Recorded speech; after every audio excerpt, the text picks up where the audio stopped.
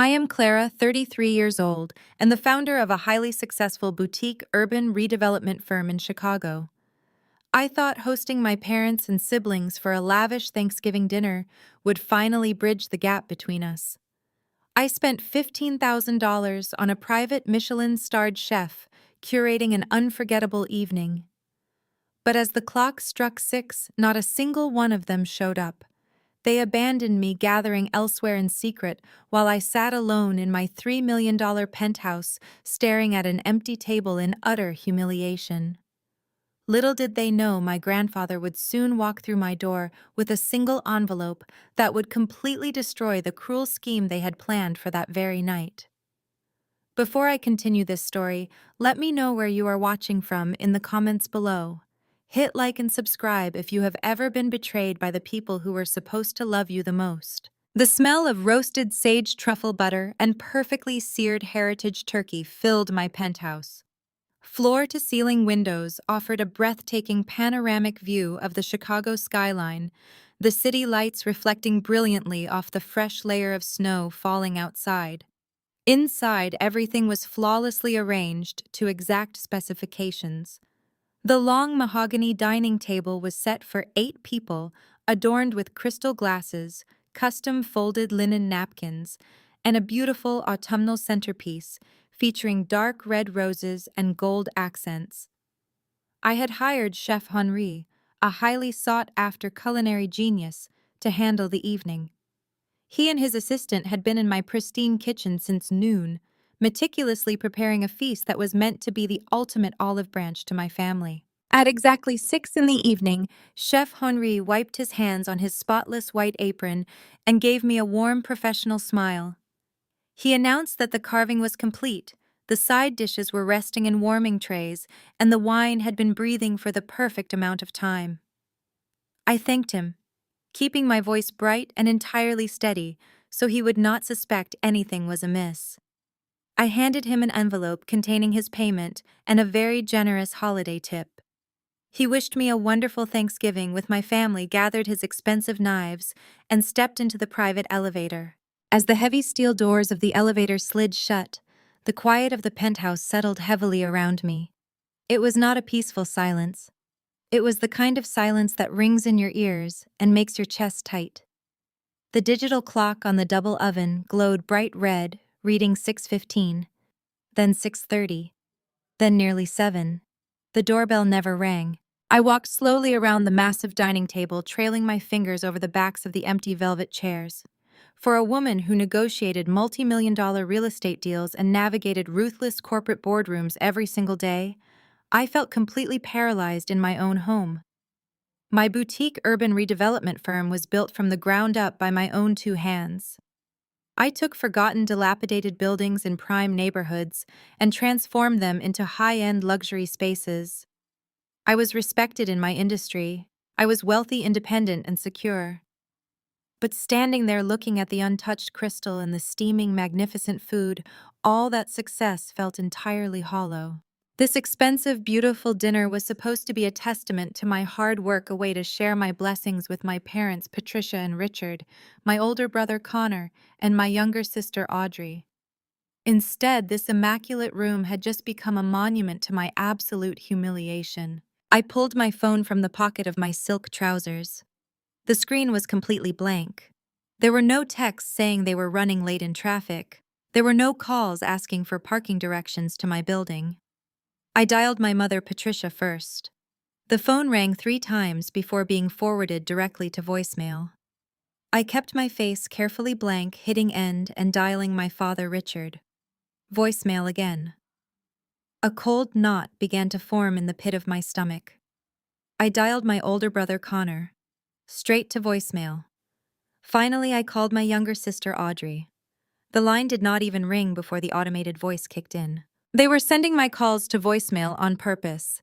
They had organized a complete coordinated blackout. I did not collapse onto the floor. I did not shed a single tear. In my world, emotional breakdowns were a luxury you could not afford when people were trying to bankrupt you or push you out of a deal. I took a slow, deep breath, letting the rich scent of the roasted turkey and truffle gravy fill my lungs and allowed a freezing, analytical anger to wash over me.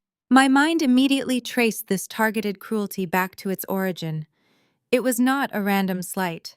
It was a calculated punishment for a conversation that took place exactly 1 week ago. Audrey, the perpetual golden child of the family, had come to me demanding I co-sign a $500,000 business loan. She had pitched some vague, delusional idea for a luxury wellness app that had no business plan, no market research, and absolutely no revenue model. When I sat her down and calmly explained why backing a $500,000 loan for a phantom business was financial suicide, she threw a massive tantrum. She accused me of hoarding my wealth, of wanting to see her fail, and of being a bitter workaholic who cared more about spreadsheets than her own sister. My parents had immediately taken her side. Patricia had called me cold and unsupportive, lecturing me about how families are supposed to lift each other up. Richard had given me a stern speech about financial selfishness, completely ignoring the fact that I had built my redevelopment firm without a single penny of their money. After that argument, their communication had turned icy. But they never explicitly canceled Thanksgiving. They let me believe they were coming. They let me spend thousands of dollars in days of preparation, knowing all along they planned to leave me sitting at an empty table. I walked over to the nearest dining chair, pulling it out, and sitting down at the head of the table. I poured myself a generous glass of a very expensive vintage red wine. The crystal stemware felt heavy and cold in my hand. I took a sip, letting the rich flavor settle on my tongue. They wanted to break me. They wanted to remind me that no matter how many millions I made, no matter how many properties I acquired, I would always be the outsider in my own family if I refused to submit to their financial demands. I looked at the perfectly arranged plates, the polished silver, and the ambient lighting, reflecting off the snow-covered windows. The silence in the penthouse was no longer paralyzing. It was clarifying. I was 33 years old, successful, and completely self-made. I did not need to buy their presents with a lavish dinner, and I certainly did not need to purchase their love by funding Audrey's financial disasters. I took another sip of wine, my mind shifting gears from a disappointed daughter to a strategic executive. I knew my family well. They were not just sitting at home quietly ignoring me. They were people who fed on appearances and social validation. If they were ignoring me, they were doing it together somewhere else, celebrating my exclusion. I just needed to figure out where they were and what exactly they were hiding. Because with my family, an act of coordinated cruelty this large was never just about a rejected loan. It was always a smokescreen for something much worse. I step away from the dining table, the heavy silence of the penthouse pressing against my shoulders. The extravagant feast sits completely untouched, cooling under the warm glow of the custom chandeliers, a smokescreen for something much worse. I leave the dining room behind the sharp click of my heels on the Brazilian walnut floors, echoing through the cavernous space. My phone feels like a block of ice in my hand. I unlock the screen and tap my mother's contact name. The line does not even ring. It connects immediately to Patricia's automated voicemail greeting. I hang up. I tap my father's name. Richard's phone does the exact same thing. A seamless instant diversion to voicemail. I swipe down to my brother Connor. Voicemail. I press the contact for my younger sister Audrey. Voicemail. The pattern is absolute. This is not a collective accident. This is a synchronized communications blackout. They have all intentionally turned their phones off or blocked my number.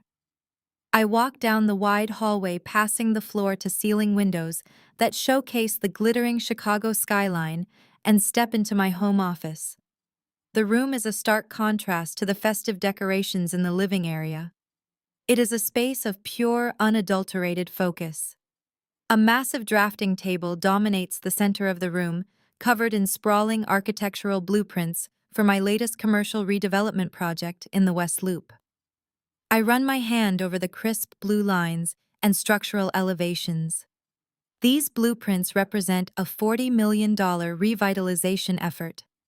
They represent my tangible, undeniable success. Seeing the blueprints triggers the memory instantly. The lingering scent of roasted sage from the kitchen fades, replaced by the bitter recollection of exactly what happened in this room last Thursday. Audrey had stormed into this office, her designer handbag slung over her shoulder, carrying a glossy, superficial presentation folder. She threw it directly onto my active blueprints, disrupting my workspace with her characteristic entitlement. It was a pitch deck for a luxury wellness app. She demanded that I co-sign a $500,000 business loan to secure her seed funding. She did not ask nicely. She demanded it as if my capital was her birthright. I remember standing exactly where I am standing now, flipping through her presentation. It was a complete joke. There was no user acquisition strategy. There was no sustainable revenue model. There was no market research beyond a few aesthetic mock-ups of how the app interface would look on a smartphone. Audrey had never managed a budget in her entire life. She had bounced from one funded hobby to another, always subsidized by our parents. When I asked her how she planned to monetize the user base to cover the exorbitant interest payments on a $500,000 loan, she stared at me blankly and told me I was missing the vision. I gave her a flat, absolute refusal.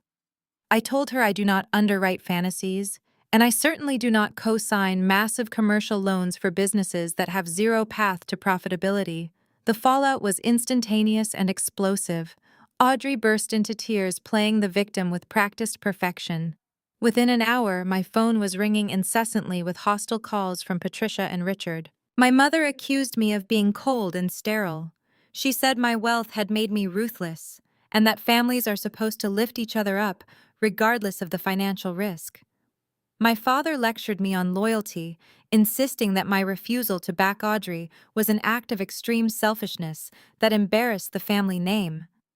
Connor chimed in with snide text messages accusing me of hoarding my success and looking down on the rest of them. They unleashed a coordinated campaign of emotional blackmail, trying to batter down my professional boundaries with intense guilt. I held my ground. I told them if the wellness app was such a brilliant investment, they should mortgage their own assets to fund it. Now, staring at the empty office, the realization hits me with crystalline clarity. This abandoned Thanksgiving dinner is their direct response. This is their coordinated punishment. They allowed me to spend $15,000 on a private chef. They allowed me to spend days anticipating a family reunion. They let me set the table, pour the wine, and wait in silence, all to maximize my humiliation. They want me to feel the crushing weight of their absence. They designed this isolation to make me feel so lonely, so desperate for their affection, that I would break down, apologize, and sign the loan documents just to buy my way back into their good graces. A normal person might shatter under the weight of this psychological strike. A normal daughter might collapse onto the floor, cry until her eyes were swollen, and beg for forgiveness. I do not shed a single tear. I do not cry over bad investments, and right now my family is proving to be the most toxic investment of my life. The residual warmth of familial hope completely evaporates from my chest, leaving behind a chilling analytical anger. The betrayal settles over me like armor, cold and impenetrable. I view the situation not through the lens of a heartbroken daughter, but through the eyes of a chief executive evaluating a hostile entity. They thought they could manipulate me by withdrawing their presence. They thought my desire for a family connection was a weakness they could easily exploit for $500,000. They made a catastrophic miscalculation. By executing this organized ghosting, they did not break my spirit. They simply severed the last remaining emotional tether I had to them. My jaw sets into a hard line. I look back toward the doorway, toward the dining room, where the expensive, untouched food sits on the table. The game has entirely changed. If they want to treat our relationship like a ruthless corporate transaction, I am more than willing to oblige. I am done playing the accommodating daughter, trying to win their approval. A cold, calculating energy surges through my veins. The silence of the penthouse is no longer a punishment. It is a battleground, and I am preparing for war. I stand in my office for a moment longer before walking back into the dining room. The digital clock on the oven shifts to 6:30. At that exact moment, the screen of my phone resting face down on the mahogany table lights up. A sharp chime pierces the heavy silence of the penthouse. It is an Instagram notification. Nia has just started a live video broadcast. Nia is 33 years old, a stunningly beautiful African American woman, and a prominent lifestyle influencer.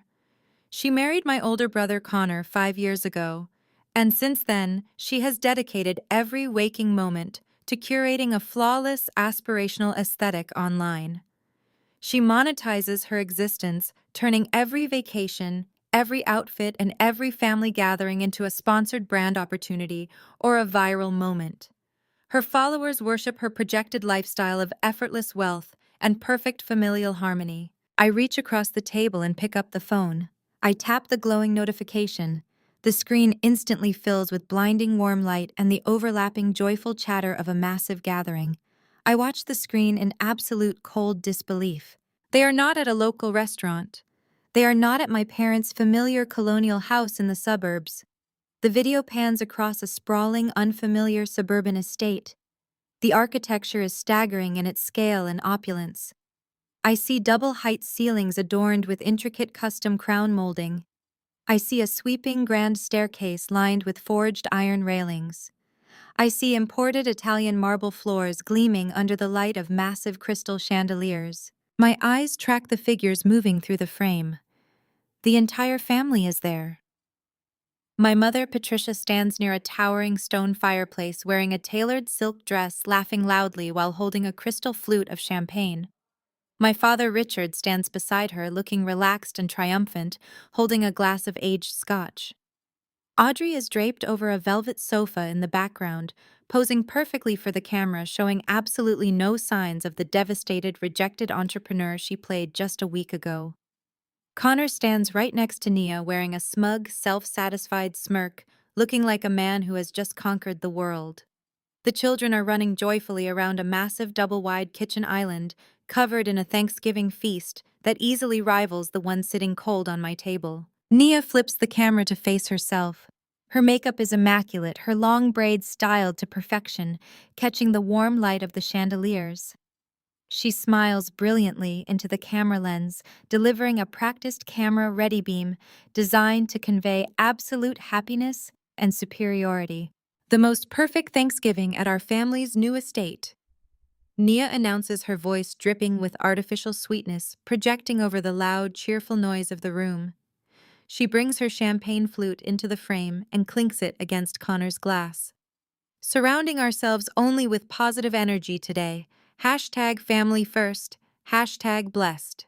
The broadcast continues, showing Patricia raising her glass to the camera and blowing a kiss to Nia's followers. Richard claps Connor on the back. The sheer volume of their laughter, the clinking of expensive crystal, and the warmth radiating from the screen stand in violent contrast to the freezing silence of my penthouse. I stare at the frozen image of my family toasting to their perfection. The words Nia chose echo in my mind. Positive energy. That specific phrasing is not an accident. It is a calculated public strike. It is a direct continuation of Patricia's accusation from last week, a deliberate labeling of my financial boundaries as toxic. They are broadcasting to thousands of strangers and specifically to me that excising me from their lives has brought them nothing but joy and unimaginable wealth. I check the timestamp on the live video, 6:30 in the evening. The realization hits me with the force of a physical blow. They deliberately timed this post. They waited until the precise minute they knew my private chef would be gone. They waited until the exact moment I would be sitting down at my empty table entirely alone, waiting for guests who were never going to arrive. They orchestrated this digital slap to maximize the psychological damage. They wanted me to watch them celebrate in a multi-million-dollar mansion while my own $15,000 dinner went cold. My analytical mind, honed by years of cutthroat real estate deals, immediately takes over the emotional shock. I mute the video and watch the panning shots of the house again. I am not just a rejected daughter. I am a commercial real estate developer. I evaluate properties for a living. I know exactly what this kind of real estate costs. I scrutinize the background details of Nia's video. The custom wainscoting, the specific grade of the Calicotta marble in the kitchen, the sheer square footage of the great room visible in the wide shots. This is not a rental property. This is a newly constructed or recently gutted luxury estate. A house of this magnitude in any of the desirable northern suburbs of Chicago lists for a minimum of $4 million. The math simply does not add up. Connor is a mid-level regional manager at a logistics firm.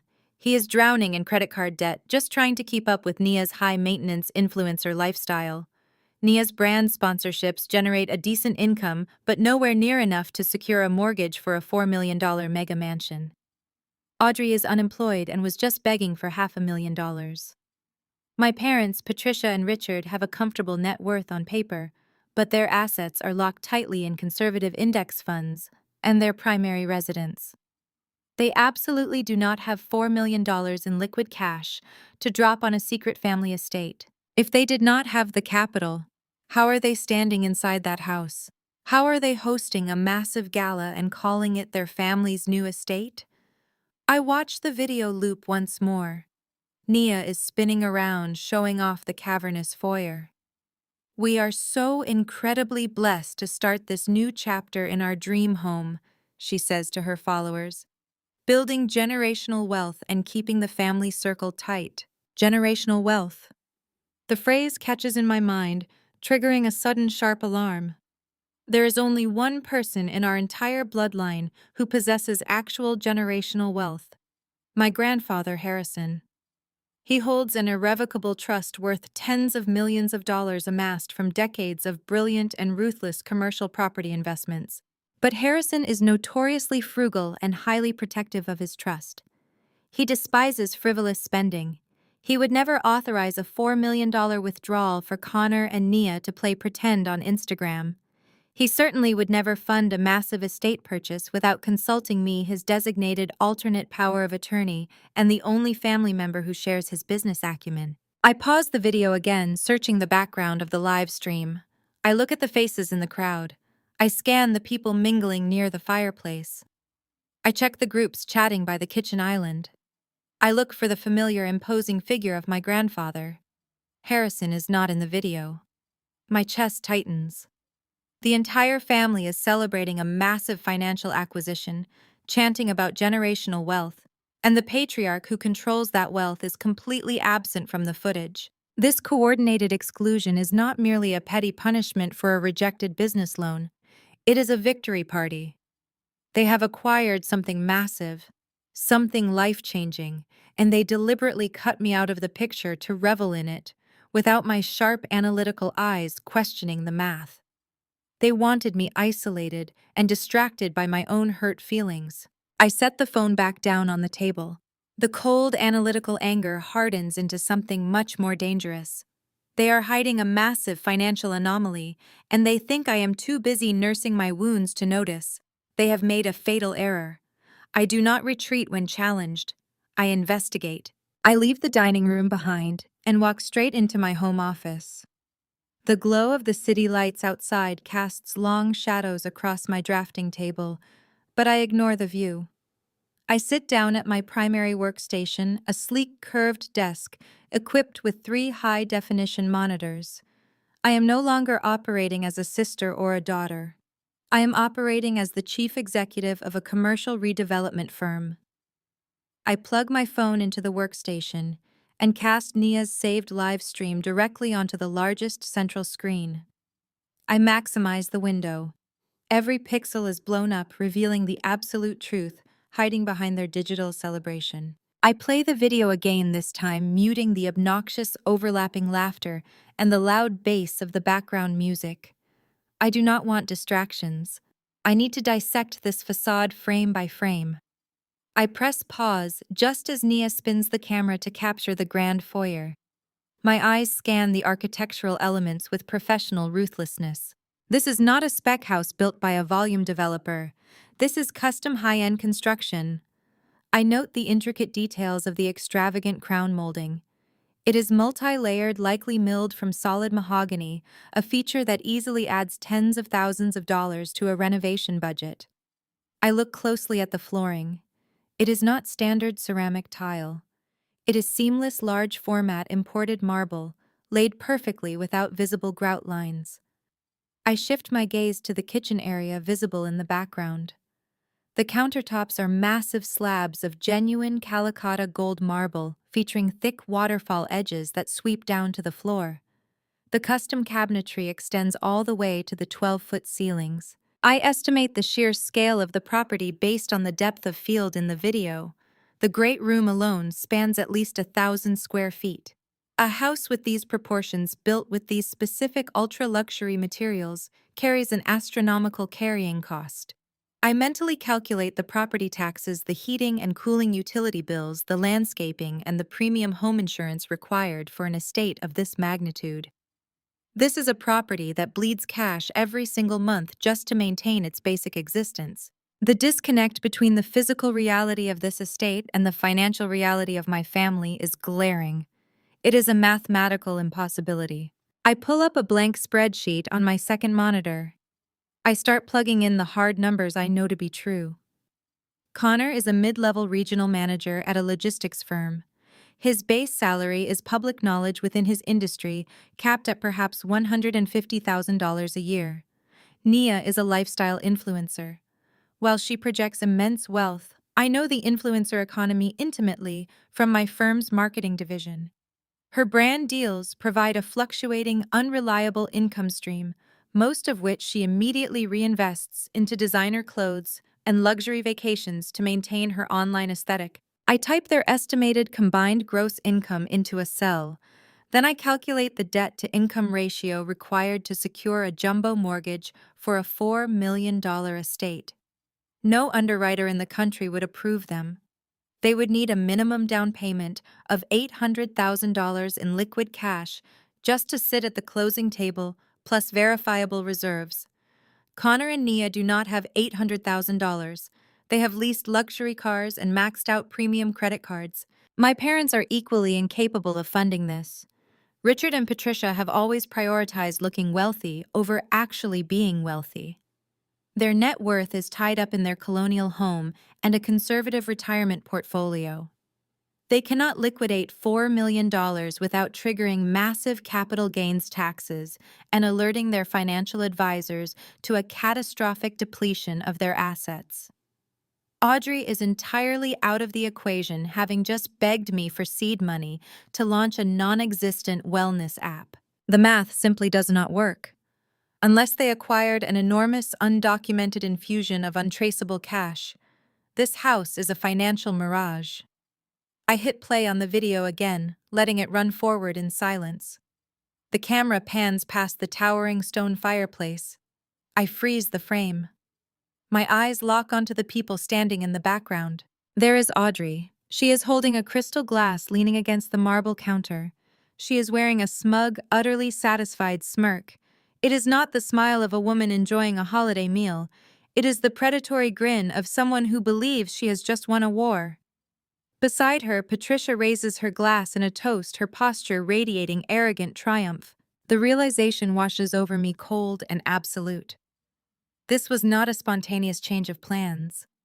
This was a highly calculated, incredibly expensive flex designed specifically to exclude and demean me. They did not just buy a house or rent an estate for the weekend. They constructed a theatrical stage. They wanted to prove that they could access the highest echelons of luxury without my help, without my money, and without my presence. They wanted to broadcast to the world that they were thriving, ascending to a new level of social elite while leaving the difficult, demanding boundary-setting daughter behind. Audrey's smirk and Patricia's raised glass are directed at me just as surely as if they had tagged my name in the video. They are weaponizing this real estate to inflict maximum psychological damage. They want me sitting in my penthouse looking at my cold $15,000 dinner, feeling inadequate and easily replaced. But they have made a critical error in their performance. They built their stage using materials I understand better than anyone else. They are trying to use real estate to intimidate a commercial real estate developer. I open my third monitor and log directly into the multiple listing service database and the county property tax assessor portal. I bypass the consumer-facing real estate websites and dive straight into the raw, unfiltered data. I set my search parameters for the northern luxury suburbs: Lake Forest, Winnetka, Glencoe, Kenilworth. I filter for properties sold or leased within the last 90 days. I set the price floor at $3 million. Dozens of listings populate the screen. I work systematically, clicking through the gallery of each recently closed estate. I am looking for the specific architectural fingerprint from Nia's video. The custom wrought iron railing on the sweeping staircase, the distinctive arched window above the front entry, the specific grain of the calicotta marble on the massive kitchen island. It takes me exactly 14 minutes to find the match. A sprawling 6-bedroom, 9-bathroom estate located in the most exclusive, heavily guarded neighborhood in Lake Forest. The listing photos perfectly align with every frame of Nia's broadcast. I pull up the transaction history. The property closed just over 3 weeks ago. It was not a lease. It was a purchase. I check the final sale price. $4.2 million. I check the financing details. There is no mortgage recorded on the deed. No bank lien. No traditional lending institution involved. It was a cash transaction. $4.2 million in liquid cash wired directly to the title company. I lean back in my ergonomic leather chair, the glow of the 3 monitors reflecting in my eyes. The facade is entirely stripped away. The psychological warfare my family attempted to wage against me is secondary now. The emotional hurt of being abandoned on Thanksgiving is buried under a mountain of hard, undeniable financial data. Connor, Nia, Audrey, Richard, and Patricia did not pool their savings. They did not win the lottery. They found a way to access a massive, untraceable vault of liquid capital. They executed a multi-million-dollar cash transaction in total secrecy, and they used this holiday to flaunt their stolen victory right in my face. They wanted me to look at their perfect celebration. They wanted me to feel small. Instead, they just handed me the exact coordinates of their crime scene. I know where they are. I know what the property is worth, and I am about to find out exactly whose money they spent to buy it. I do not hesitate. My fingers trace the cool glass of my phone screen as I pull up my contact list and press my mother's name. Earlier tonight, my calls were met with the immediate hollow click of an automated voicemail diversion. They had formed a united front of silence to maximize my anxiety and enforce my isolation. But the dynamics have shifted drastically in the last 45 minutes. Patricia has been drinking vintage champagne. She is surrounded by a massive crowd of adoring guests in a $4 million estate. She is currently basking in the warm glow of a perceived victory. Arrogance breeds carelessness, and alcohol dissolves discipline. I know with absolute certainty that she will answer. The phone rings once, twice. On the third ring, the line connects. The background noise is an immediate chaotic symphony of newly acquired wealth. I hear the high-pitched clinking of crystal flutes, the loud baritone of Connor laughing at his own joke, and the thumping bass of a sophisticated sound system playing upbeat holiday jazz. "Well, look who finally decided to call," Patricia answers. Her voice is overly loud, slurring just slightly at the edges. It drips with an artificial syrupy sweetness designed to mask her underlying venom. "I am honestly surprised to hear from you, Clara. We all figured you were too busy hunched over a spreadsheet in your cold little office to remember it is a holiday. I do not rise to the bait. I do not raise my voice or offer the frantic, tearful greeting of an abandoned daughter. I speak with the chilling, measured cadence of a corporate interrogator conducting an internal audit. I prepared a $15,000 Thanksgiving dinner for this family mother. I state my words, slicing cleanly through the background noise of her party. You allowed me to curate a menu, hire a private chef, and set the table. You confirmed your attendance. Then you organized a complete communications blackout. I want a direct explanation for why you chose to orchestrate this exclusion." Patricia lets out a dramatic, breathy sigh. It is the exact sound she uses when she is preparing to flip a narrative and play the victim. I can picture her perfectly rolling her eyes for the benefit of whoever is standing nearby, shaking her head at my supposed unreasonableness. "Oh, Clara, please do not start with the dramatic victim routine." Patricia scolds, her tone dripping with patronizing condescension. "Nobody orchestrated anything against you. We simply made a last-minute executive decision for the good of the family. Your penthouse is just too sterile for the children. It feels like a clinical museum up there, It is absolutely not suitable for a warm traditional holiday gathering. She pauses to take a sip of her drink. I can hear the ice clinking against the glass. Besides, she continues, her voice hardening into something much more vicious. After your incredibly selfish behavior toward your sister last week, the family decided we simply did not want your toxic workaholic energy ruining our Thanksgiving. Audrey has been incredibly fragile since you crushed her dreams. We needed to protect her from your constant judgment and negativity. I stand perfectly still in my home office. The glow of the monitors reflects in my eyes, illuminating the property tax records of the estate she is currently standing inside. Her strategy is textbook gaslighting. She is attempting to reframe a targeted malicious boycott as an act of familial self-preservation.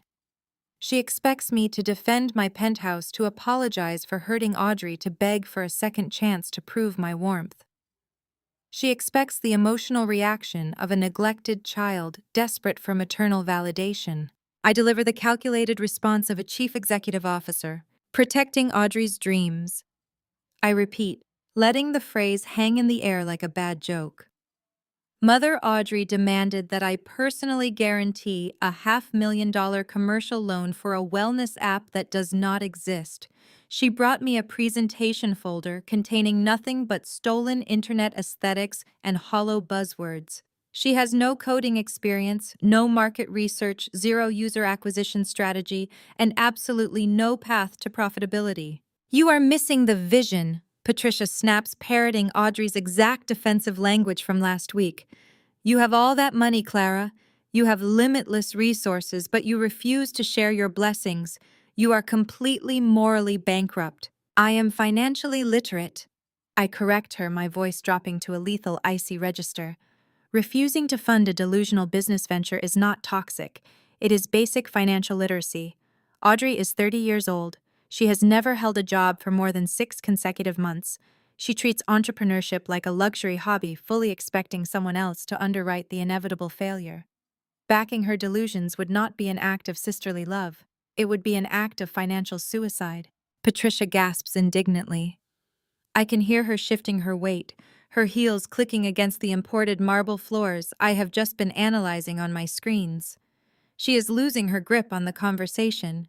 The champagne-fueled confidence is fracturing because I am not playing my assigned role in her psychological game. You are incredibly arrogant, Clara, she hisses, dropping the sweet facade entirely.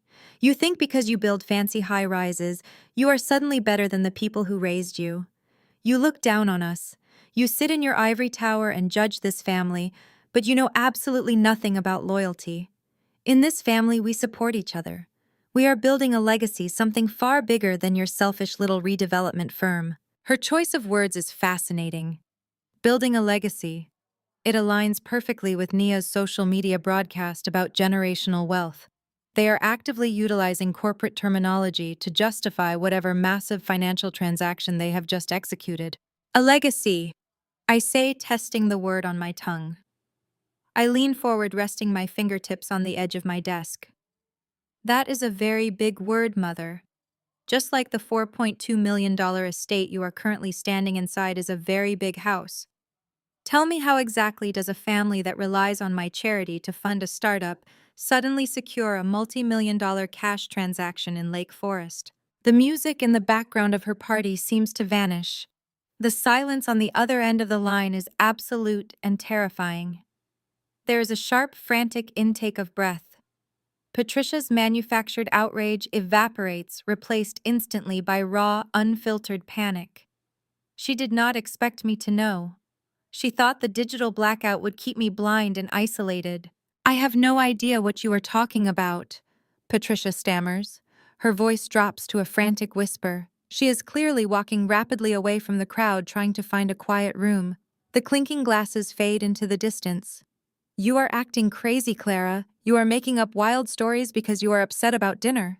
Legacy Heritage Holdings, LLC. I read the name off my third monitor, pronouncing every single syllable with devastating clarity. A shell company. A cash closing completed exactly 3 weeks ago. You are standing inside a corporate veil, Mother. Do not insult my intelligence by playing dumb. You coordinated this Thanksgiving blackout to punish me, yes. But mostly, you orchestrated it to distract me. You wanted me locked in this penthouse drowning in self-pity, so I would not look at the county tax records. You wanted me blind to whatever massive financial fraud Richard is currently executing to fund this lifestyle. I hear a sudden scuffle over the speaker, a muffled curse, the sound of a phone being violently yanked away from an unsteady hand. Patricia is no longer on the line. The dynamic has shifted completely, and the real architect of this deception has just taken control of the narrative. Clara!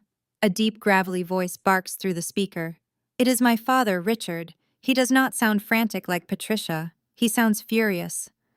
This is the voice he uses when a subordinate questions his authority, a tone deliberately calibrated to shrink the listener into immediate submission. He has spent his entire life commanding rooms through sheer intimidation, expecting everyone in his orbit to bow to his patriarchal demands without a second thought. He uses volume and aggression as a shield to deflect scrutiny, but I am not one of his terrified employees, and I stopped shrinking for him a decade ago. Richard. I reply, intentionally stripping him of his parental title. The use of his first name is a calculated precision strike against his ego. I assume you are enjoying the new $4 million estate. Tell me, whose money did you use to close that cash transaction? He ignores the question entirely, defaulting to his signature tactic of aggressive redirection. You do not get to interrogate your mother, Clara. You do not get to call us and hurl baseless accusations just because you are sitting alone in your glass tower feeling sorry for yourself. You crossed a massive line today. You overstepped. I am looking at the county tax assessor portal right now. I state, my voice dropping to a low, lethal register. Legacy Heritage Holdings, LLC, a shell corporation set up exactly 30 days ago. I know exactly what you are hiding. The only piece of the puzzle I am currently missing is how you funded the purchase. But give me another 20 minutes and I will find that out too. Stop talking and listen to me. Richard snarls, his breathing heavy and distorted by the phone microphone. He is not used to being challenged with hard data. He is used to emotional capitulation, tears, and apologies. The fact that I am countering his anger with forensic accounting is driving him to the edge of a genuine breakdown. You think you are so incredibly smart. He continues, his words dripping with unadulterated venom. You think because you build fancy high-rises and manage massive budgets, you are suddenly superior to the people who put a roof over your head. You look down on us. You judge this family with your cold corporate mentality, but you know absolutely nothing about loyalty. You have no idea what it takes to protect a bloodline. I remain perfectly silent, refusing to interrupt his tirade. I let him expose his own desperation. His heavy breathing echoes in the quiet expanse of my home office. In this family, we sacrifice for each other, Clara. Richard dictates, delivering his ultimatum with the self-righteous fury of a man who fully believes his own manufactured reality. We protect our own. When Audrey came to you for help last week, you treated her like a hostile applicant. You humiliated her in front of us. You acted like your wealth makes you untouchable. Since you care more about your company's bottom line than your own sister's future, you have made your choice. You can spend the holidays with your bank statements. I do not flinch. I lean forward, resting my fingertips on the edge of my drafting table. You are deflecting, Richard. I press, refusing to let him control the flow of the conversation. You are trying to mask a massive financial liability behind a fabricated family dispute. Audrey's rejected loan is nothing but a convenient smokescreen. Where did you get the cash for that house Connor is drowning in consumer debt, trying to keep up with his wife's lifestyle? You and Patricia are tied up in conservative index funds. Did you leverage a shadow asset? Did you drain a corporate holding account? Whose money did you steal to buy that estate? Do not ever disrespect me like that again, Richard roars. The sudden explosive volume of his voice causes the speaker on my phone to crackle sharply. This family is moving forward to secure our legacy. We are building a fortress for the people who actually matter. We only welcome individuals who know how to be team players. You are entirely too arrogant for your own good, Clara. He pauses, catching his breath, trying to regain his position of absolute authority. When he speaks again, his tone is icy, a final decree meant to banish me into permanent exile. Do not try to find this house. Do not attempt to show up here and ruin this evening. You are officially uninvited from our lives until you learn how to respect your family and fall in line. With a sharp, definitive click, the line goes dead. I am left holding the phone in the absolute silence of my penthouse. The dial tone rings in my ear for a few seconds before the call automatically disconnects. I slowly lower the device and place it face down on my desk. The silence in the room is no longer heavy or oppressive, it is electric. I stand up, my posture perfectly straight, my breathing slow and controlled. I look out the floor-to-ceiling windows at the sprawling grid of Chicago below me, millions of lights piercing through the falling snow. Richard actually thought his aggressive posturing would intimidate me. He thought his booming voice and his threats of permanent banishment would send me spiraling into an emotional crisis. He believed his patriarchal authority was an impenetrable shield that could hide a multi-million-dollar financial anomaly. He could not be more wrong. The dial tone did not break my spirit. It severed the last fragile thread of familial obligation tying me to their toxic dynamic. I am no longer a daughter trying to navigate a complex relationship with difficult parents. I am a highly trained executive who has just been threatened by a hostile entity attempting to cover up a major fraud. My anger does not manifest as tears or thrown objects. It solidifies into a razor-sharp, hyper-focused weapon. I walk back into the dining room, moving past the cold $15,000 Thanksgiving feast without giving it a single glance. I do not care about the uneaten turkey or the melted truffle butter. I care about the paper trail. If Richard thinks he can execute a covert $4 million real estate transaction using a shell company and hide behind a Thanksgiving boycott, he is about to receive a devastating education in how ruthless I can truly be. I am already mentally drafting emails to my corporate legal team. I am preparing to initiate a full forensic audit of every single public record connected to Legacy Heritage Holdings, LLC. I am going to tear down their perfect social media facade, brick by brick, dollar by stolen dollar. They wanted a war. They just declared it. I turn back toward my office to begin compiling the digital dossiers. But before I can take another step, a sharp, unexpected sound shatters the quiet of the penthouse. It is the distinctive melodic chime of my private elevator. I freeze in the hallway. The private elevator requires a highly restricted, encrypted key fob to access my floor directly from the lobby. Only 2 people in the entire world possess that specific key fob. I have one. The chime rings again, followed by the heavy, mechanical hum of the reinforced steel doors sliding apart in the foyer. I step into the foyer, my muscles tensed, fully expecting my father or my brother to come marching out of the elevator.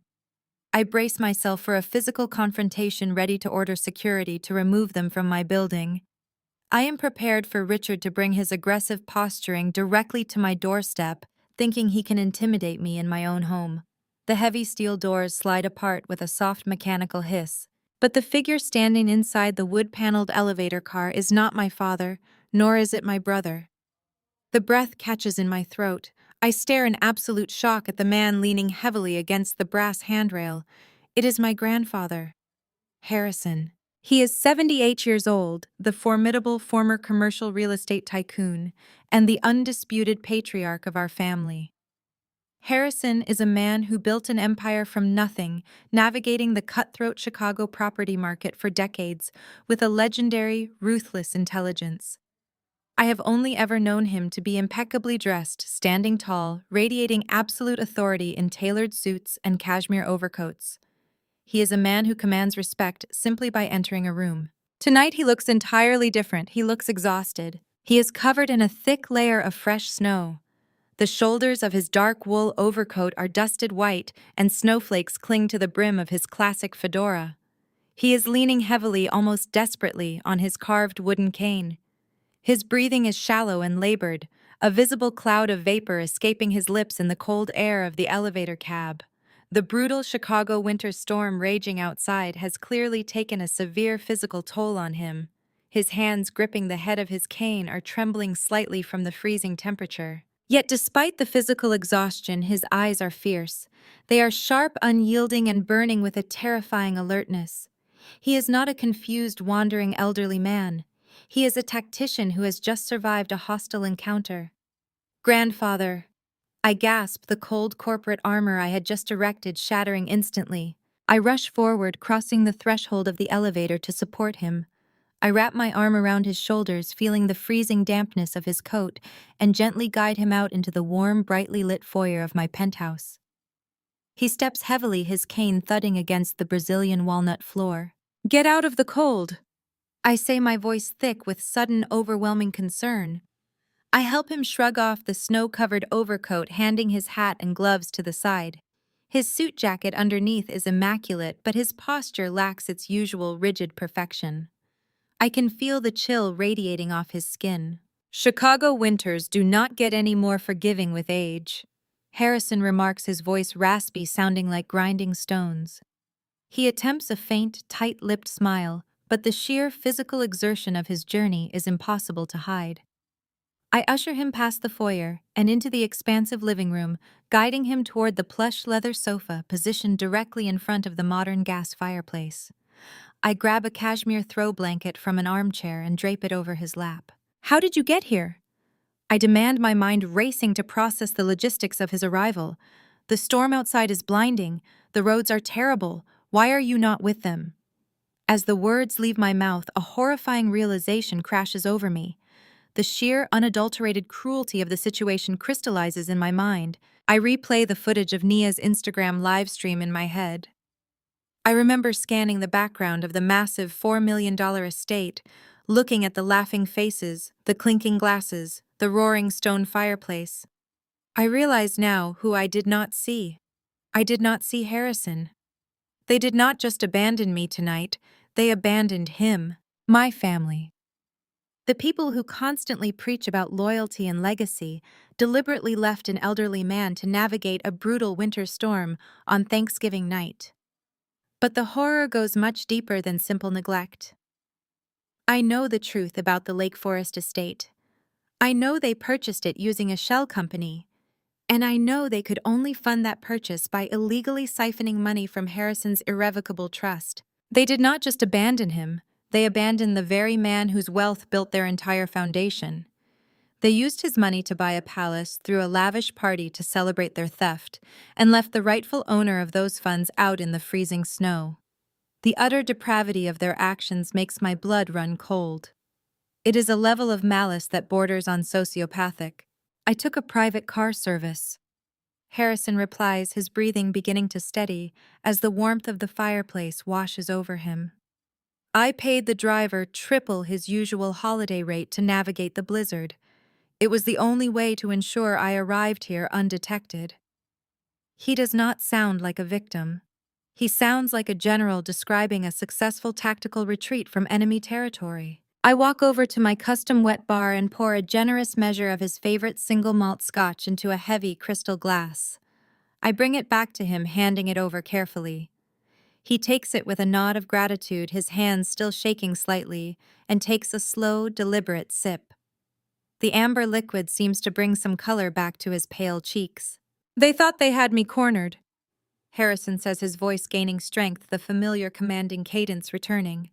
He looks past me, his sharp eyes surveying the penthouse, taking in the untouched $15,000 Thanksgiving feast, sitting cold on the dining table. He lets out a low, bitter scoff. "I see they executed their strategy against you as well. They wanted us both isolated. They wanted us separated." "I know about the house, grandfather," I state firmly, sitting down in the armchair directly across from him. I refuse to treat him like a fragile old man. I address him as my equal, my fellow executive. "I saw Nia's broadcast. I pulled the property tax records. I know they bought a $4.2 million estate in Lake Forest using a shell LLC. I know Richard and Connor do not have the liquidity for a cash transaction of that magnitude. They are touching your trust." Harrison looks at me, and for the first time tonight, a genuine predatory spark lights up his eyes. He is looking at the only person in his bloodline who actually inherited his ruthless intellect. He takes another sip of the scotch, leaning back into the leather sofa. You have always been fast, Clara, Harrison says, a grim satisfaction lacing his words. You follow the money. That is why you are the only one I could come to. But the house is merely a symptom of a much larger disease. You only see the smoke. I am here to show you the fire. He reaches into the inner pocket of his suit jacket. His movements are deliberate and careful. He pulls out a thick, heavily crumpled craft paper envelope. It looks out of place against his tailored suit, hastily stuffed and slightly damp from the snow. They did not just exclude you because of Audrey's business loan, Harrison says, tossing the envelope onto the marble coffee table between us. It lands with a heavy, definitive thud. And they did not just leave me in the snow because I am an inconvenience. He points a trembling but authoritative finger at the envelope. They isolated you tonight because they needed you out of the way. And they cornered me because they are executing a coup. Open it, Clara. Look at what your father is planning to do to me. I reach out and let my fingers graze the rough texture of the crumpled craft envelope. The thick paper feels heavy, burdened with the kind of secrets that destroy bloodlines. I slide my fingernail under the adhesive flap, breaking the seal with a sharp, tearing sound that echoes loudly over the crackle of the gas fireplace. Harrison watches me with an intensity that belies his physical exhaustion. The amber liquid in his crystal glass catches the light as he leans forward. He does not waste time on pleasantries or comforting platitudes. He looks directly into my eyes, ensuring I understand the absolute gravity of the situation. They didn't just exclude you because of Audrey's loan, Clara, Harrison says, his voice like gravel scraping against cold steel. They excluded you because tonight they are finalizing their plan to steal my mind, and you are the only one who would stop them. The phrase hangs in the air. Steal my mind. It is a chilling concept, far more sinister than simply stealing money. I pull the thick stack of legal documents from the envelope and spread them out across the smooth surface of the marble coffee table. The stark black ink on crisp white paper stands out against the luxurious setting of my penthouse. I am a commercial real estate developer. I spend half my life swimming in complex litigation, zoning ordinances, and corporate contracts. I know how to dissect a legal threat. I look at the bold, capitalized heading on the very first page. Petition for adjudication of incompetency and appointment of plenary guardian. My heart turns to ice. This is not a simple financial dispute. This is a hostile takeover of a human life. The petitioners listed at the top of the document are my parents, Richard and Patricia. They have officially filed paperwork in the probate court of Cook County. I scan the allegations detailed in the subsequent paragraphs. They have constructed a completely fabricated, highly coordinated narrative of cognitive decline. They cite incidents that never happened. They describe periods of severe confusion, debilitating memory loss, and a total inability to manage personal or financial affairs. They claim that Harrison has become a danger to himself and his own legacy. They are leveraging his age against him, weaponizing his 78 years as proof of inherent vulnerability. They have attached an affidavit from a physician I have never heard of, a doctor who has likely been heavily compensated to sign a preliminary evaluation based entirely on Richard's biased testimony rather than an actual clinical examination. I read further, my eyes flying across the dense legal jargon. The petition requests that Richard be granted immediate emergency guardianship. It asks the court to strip Harrison of his right to make medical decisions, his right to determine his own residence, and most importantly, his absolute right to manage his sprawling commercial real estate portfolio. They want to legally erase you, I state, my voice dropping to a dangerous whisper. They want a judge to declare you a non-person so they can seize the keys to the kingdom. Exactly, Harrison replies. His jaw clenched so tightly the muscles twitch. Richard brought me to that massive new estate today under the guise of a private Thanksgiving tour. He told me it was a celebration, but once I was inside, he locked the doors to his new home office. He had a private notary and a sleazy estate lawyer waiting in the wings. He presented me with a voluntary surrender of my rights. He told me if I signed it quietly, I could live out my remaining years in comfort at the estate. He promised they would take good care of me. And if you refused, I ask, already knowing the answer must involve the documents currently resting under my hands. If I refused, he threatened to serve me with this petition on Monday morning, Harrison says, pointing his cane at the coffee table. He threatened to drag me into a public courtroom parade, a string of paid experts to testify about my failing mind, and humiliate me in front of the entire Chicago business community. He wanted to break my pride. He thought threatening my dignity would force me to capitulate in the shadows. I sift through the remaining pages. I understand the mechanics of Harrison's wealth.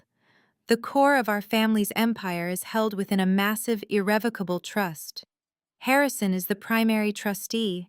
The trust documents are ironclad, designed specifically to prevent greedy heirs from accessing the principal capital before his death. There is only one loophole to trigger an early transfer of power. The primary trustee must be declared legally incompetent. But there is a glaring flaw in Richard's master plan. I look up from the documents, meeting my grandfather's gaze. Richard cannot just assume control of the trust, even if you are declared incompetent. I say, my analytical mind racing ahead of the immediate shock. I have read the original trust directives. I am listed as your alternate power of attorney. If you fall ill, the control of the entire portfolio transfers directly to me, not to my father. Why would he go through the trouble of declaring you incompetent if the power bypasses him anyway? Harrison offers a dark, humorless smile. Turn to the very last page of the packet, Clara. Look at the voluntary surrender agreement he tried to force me to sign. I flip the stack of papers over. My eyes scan the final document. It is a highly specific custom-drafted waiver. It requires Harrison to voluntarily acknowledge a decline in his mental faculties and to legally revoke his previous power of attorney designations. It explicitly removes my name from the succession line and inserts Richard as the sole absolute beneficiary of his legal authority. They needed you out of the picture today, Harrison explains, his voice resonating with cold fury. They needed you completely isolated, sitting alone in your penthouse, drowning in the emotional pain of their rejection.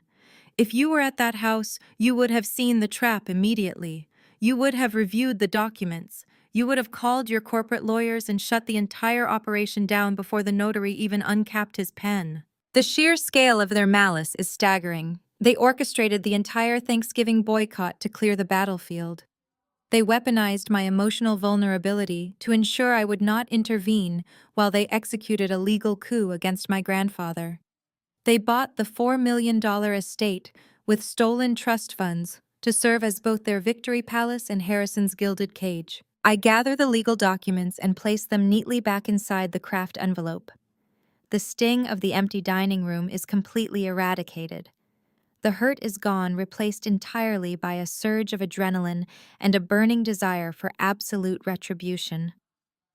My family has fundamentally misunderstood the nature of the woman they decided to betray. I am not a casualty. I am an apex predator in the corporate world, and they have just wandered directly into my hunting ground. They made a fatal miscalculation, grandfather, I say, standing up from the armchair. They forgot that I fight these kinds of legal wars for a living. The stage is set. The lines are drawn. The true legal warfare is about to begin. I sit back down at the marble coffee table, the firelight casting sharp reflections across the scattered pages. The adrenaline in my bloodstream shifts from a sudden spike into a steady, controlled burn. I pull the thick stack of legal documents back toward me. I do not just read them this time. I dissect them. I analyze every single clause, every bolded heading, and every cunningly crafted paragraph with the ruthless precision of a chief executive auditing a hostile takeover bid. The primary document is a drafted petition for the probate court. The petitioners are officially listed as Richard and Patricia. The sheer audacity of seeing my parents' names printed at the top of this legal assassination attempt makes my stomach turn. The petition formally requests that a judge declare Harrison mentally incompetent and entirely incapable of managing his personal and financial affairs. The basis of their claim relies on advanced age and alleged cognitive decline. I scan the fabricated evidence they have attached to support this outrageous claim. They have constructed a highly coordinated narrative filled with incidents that simply never happened. They describe periods of severe confusion. They allege debilitating memory loss. They even claim Harrison has developed a sudden inability to comprehend basic financial transactions. It is a masterclass in legal fiction.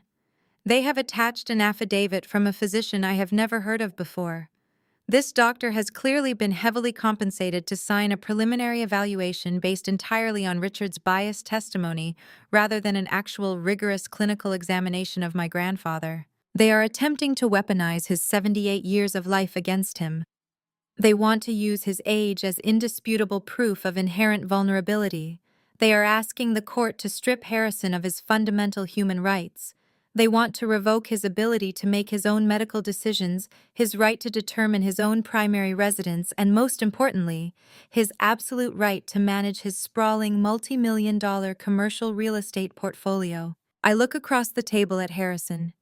He is watching me read, his eyes burning with a fierce, unyielding clarity that absolutely defies the fictitious narrative printed on the pages in my hands. This is not a simple guardianship petition.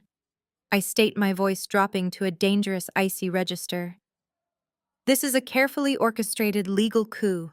They want a judge to declare you a non-person so they can seize the keys to the kingdom. That is exactly their goal, Harrison replies, his jaw clenched tightly.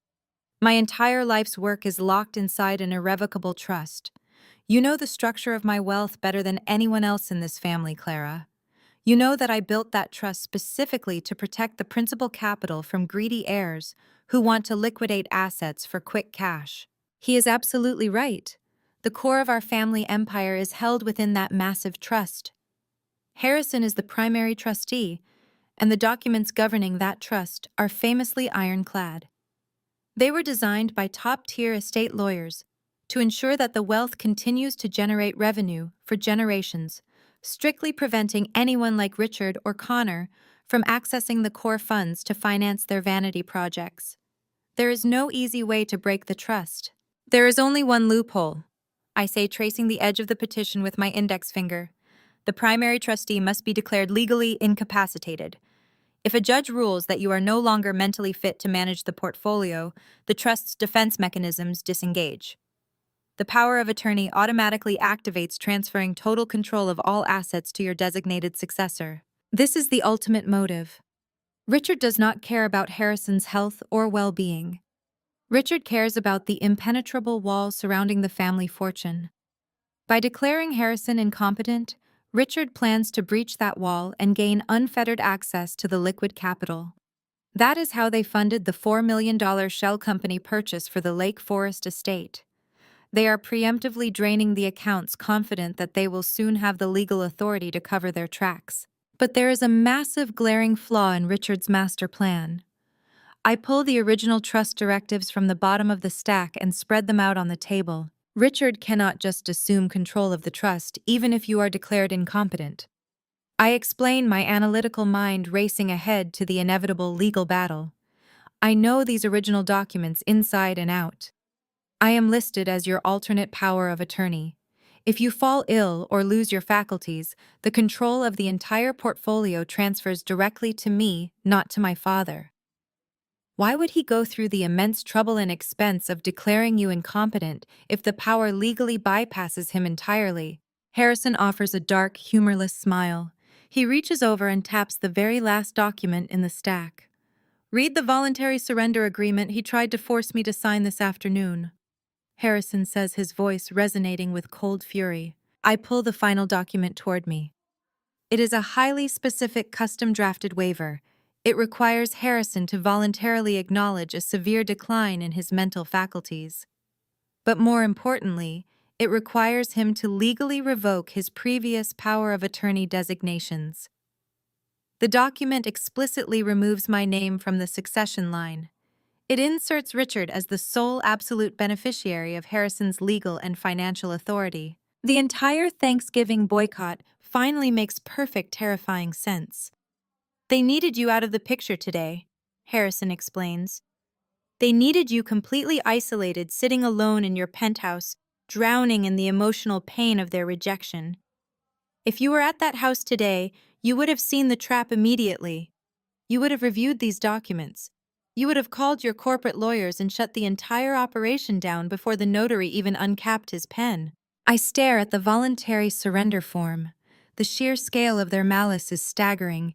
They orchestrated the entire Thanksgiving blackout to clear the battlefield.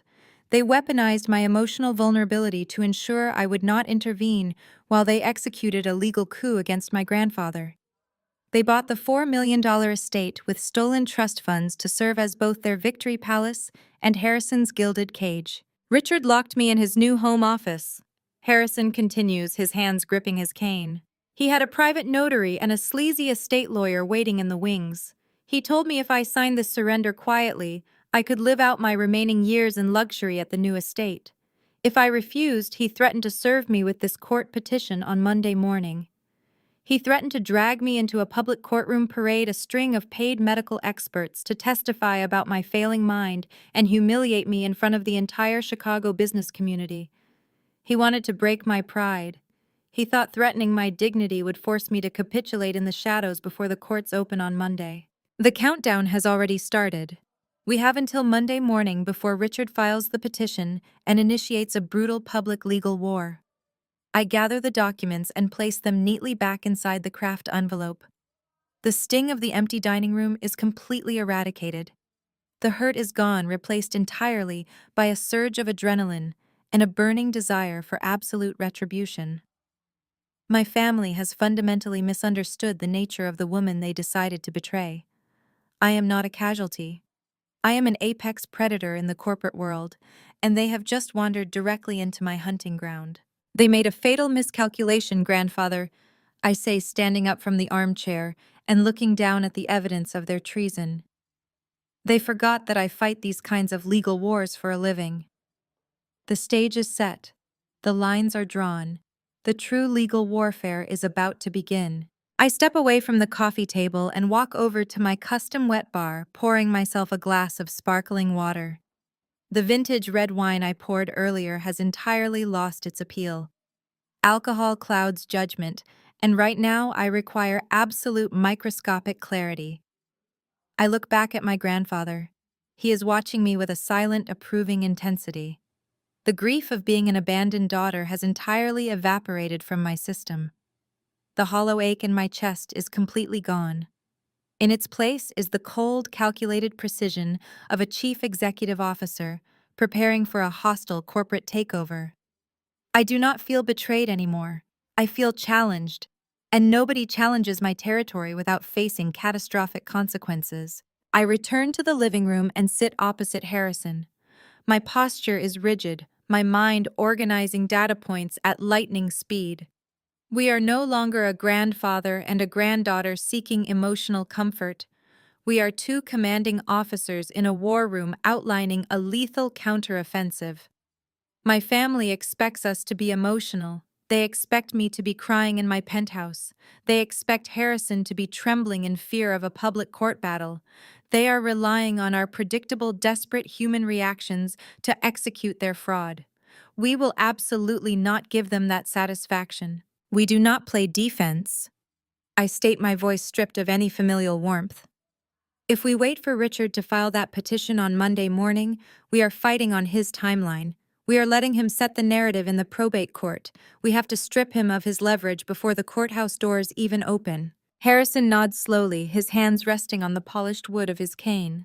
Richard is heavily arrogant. Harrison says, his raspy voice steadying as the ambient warmth of the penthouse seeps into his bones. He assumes I will capitulate to avoid public humiliation. He assumes you will stay out of it because you are too hurt by their coordinated absence tonight. He thinks he holds all the cards because he currently has possession of the stolen funds and a drafted legal petition. I pull a blank legal notepad from my desk drawer and grab a heavy titanium pen. Arrogance creates massive blind spots. I reply, writing Richard and Patricia's names at the top of the crisp yellow page. They bought a $4 million estate with a shell company. They forged electronic signatures to wire those funds. That is not just a messy civil probate dispute, that is a federal crime. But we cannot just walk into the FBI without a bulletproof dossier. We need to build a multi-layered trap. I look at the structural blueprints resting on my drafting table.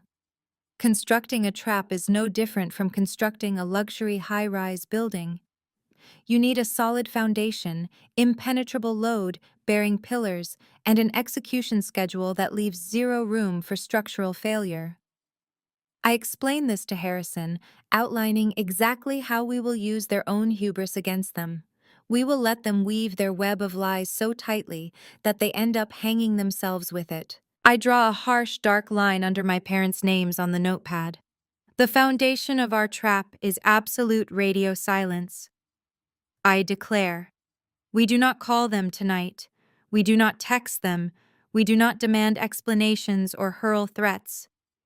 Richard is waiting for my phone call. He is sitting in his stolen mansion right now, waiting for me to call back so he can exert his patriarchal dominance and tell me to stay away. He wants the validation of my anger. He needs to know he hurt me. Harrison leans back into the plush leather sofa. If you remain silent, they will assume their psychological warfare was completely successful. He agrees, a grim, calculated smile touching his lips. They will think you are broken. They will think I am hiding in a hotel somewhere, too terrified of Monday morning to make a single move. They will celebrate their victory tonight, drink their expensive champagne, and sleep incredibly soundly. Let them sleep, I say, circling the word silence on my notepad with heavy dark ink. Let them enjoy their stolen luxury for one more night. The element of surprise is our greatest tactical asset. If we confront them now, they will scramble. They will contact their sleazy estate lawyer and try to accelerate their filings. They might even try to move the stolen capital offshore to a secure haven. We must keep them perfectly comfortable in their delusion of absolute control. We begin outlining the action steps for tomorrow. Friday morning, Black Friday. While millions of oblivious people crowd the shopping malls, Harrison and I will be orchestrating a financial and legal massacre. First, we eliminate their primary weapon, I say, tapping the titanium pen against the legal documents inside the craft envelope. Richard's entire petition hinges on the fabricated claim that you are suffering from severe cognitive decline. We have to obliterate that medical narrative before he even submits it to a judge. I pull up my digital Rolodex on my workstation monitor. I have extensive contacts in the medical community, from underwriting commercial leases for private healthcare conglomerates. Tomorrow morning, I am taking you to two independent, board-certified geriatric psychiatrists in downtown Chicago. They are the absolute best in the state. You will undergo the most rigorous cognitive evaluations currently available. Harrison nods, his eyes flashing with fierce, undeniable determination. I will pass them flawlessly, he asserts. I built a real estate empire from the ground up. I can memorize a sequence of words and draw a clock face better than a man half my age. I know you can, I reply smoothly. Once we have two heavily notarized, unassailable medical affidavits proving you are in the top 1% of cognitive function, Richard's petition becomes worthless paper. It becomes immediate grounds for a countersuit. After the medical evaluations, I continue, my voice steady and rhythmic. We move to the financial counteroffensive. We are going to trigger a comprehensive forensic audit. I will contact my lead corporate attorney at 7 in the morning. We will bypass standard probate lawyers and bring in vicious federal litigators. We will trace every single unauthorized wire transfer that left your subsidiary trust accounts over the last 6 months. We will tie the exact dollar amounts directly to the closing documents of the Legacy Heritage Holdings Shell Company. We will freeze their accounts before they can buy so much as a cup of coffee. We will sever their access to the capital they stole. Tomorrow we go on the offensive. Friday morning arrives with a brutal, freezing clarity. While the rest of America is trampling each other in crowded shopping malls for Black Friday discounts, my penthouse is a fortress of absolute silence and lethal intent. The digital clock on my desk flips to 5 in the morning. I have not slept a single minute. The adrenaline pumping through my veins has completely eradicated any need for rest. I leave Harrison asleep in the guest suite, his breathing finally steady and calm after the exhaustion of yesterday's ordeal. I walk into my home office carrying a steaming mug of black coffee and sit down at my primary workstation. The time for theoretical strategy is over. It is time for digital execution. I boot up my custom-built terminal. The 3 high-definition monitors hum to life, casting a stark blue light across my face. I bypass the standard consumer real estate websites immediately. Those public portals are heavily delayed and scrubbed of the granular data I require. Instead, I log directly into my redevelopment firm's proprietary databases. This is military-grade commercial real estate software. It taps directly into county clerk records, municipal zoning grids, and federal tax databases with zero latency. It is a system designed to uncover hidden liabilities in $40 million high-rises. Using it to hunt down my family's suburban purchase is like using a satellite to find a needle in a haystack. I open the saved file of Nia's Instagram livestream on my left monitor. I play it again, pausing at specific intervals to capture high-resolution screenshots. I am no longer looking at the arrogant faces of my family. I am looking right past them. I am analyzing the physical structure of the estate itself. I note the height of the vaulted ceilings. I calculate the approximate square footage of the grand foyer based on the size of the floor tiles. I observe the specific curvature of the custom wrought iron staircase. Most importantly, I look through the massive floor-to-ceiling windows visible behind my mother. The trees outside are mature old-growth oaks. The property line extends far back, suggesting a lot size of at least 2 acres. That specific combination of ultra-luxury new construction and expansive mature acreage eliminates 90% of the Chicago suburbs immediately. I turn to my center monitor and open the search parameters in my database. I input the target area: Lake Forest, Winnetka, Glencoe. I set the lot size minimum to 2 acres. I set the interior square footage minimum to 10,000 square feet. I filter for properties that have changed ownership within the last 45 days. The system processes the query in seconds. A list of 22 properties populates the screen. I narrow the parameters further. My family wanted a turnkey palace to show off immediately, which means they did not buy a fixer-upper. I filter for properties listed in pristine move-in ready condition.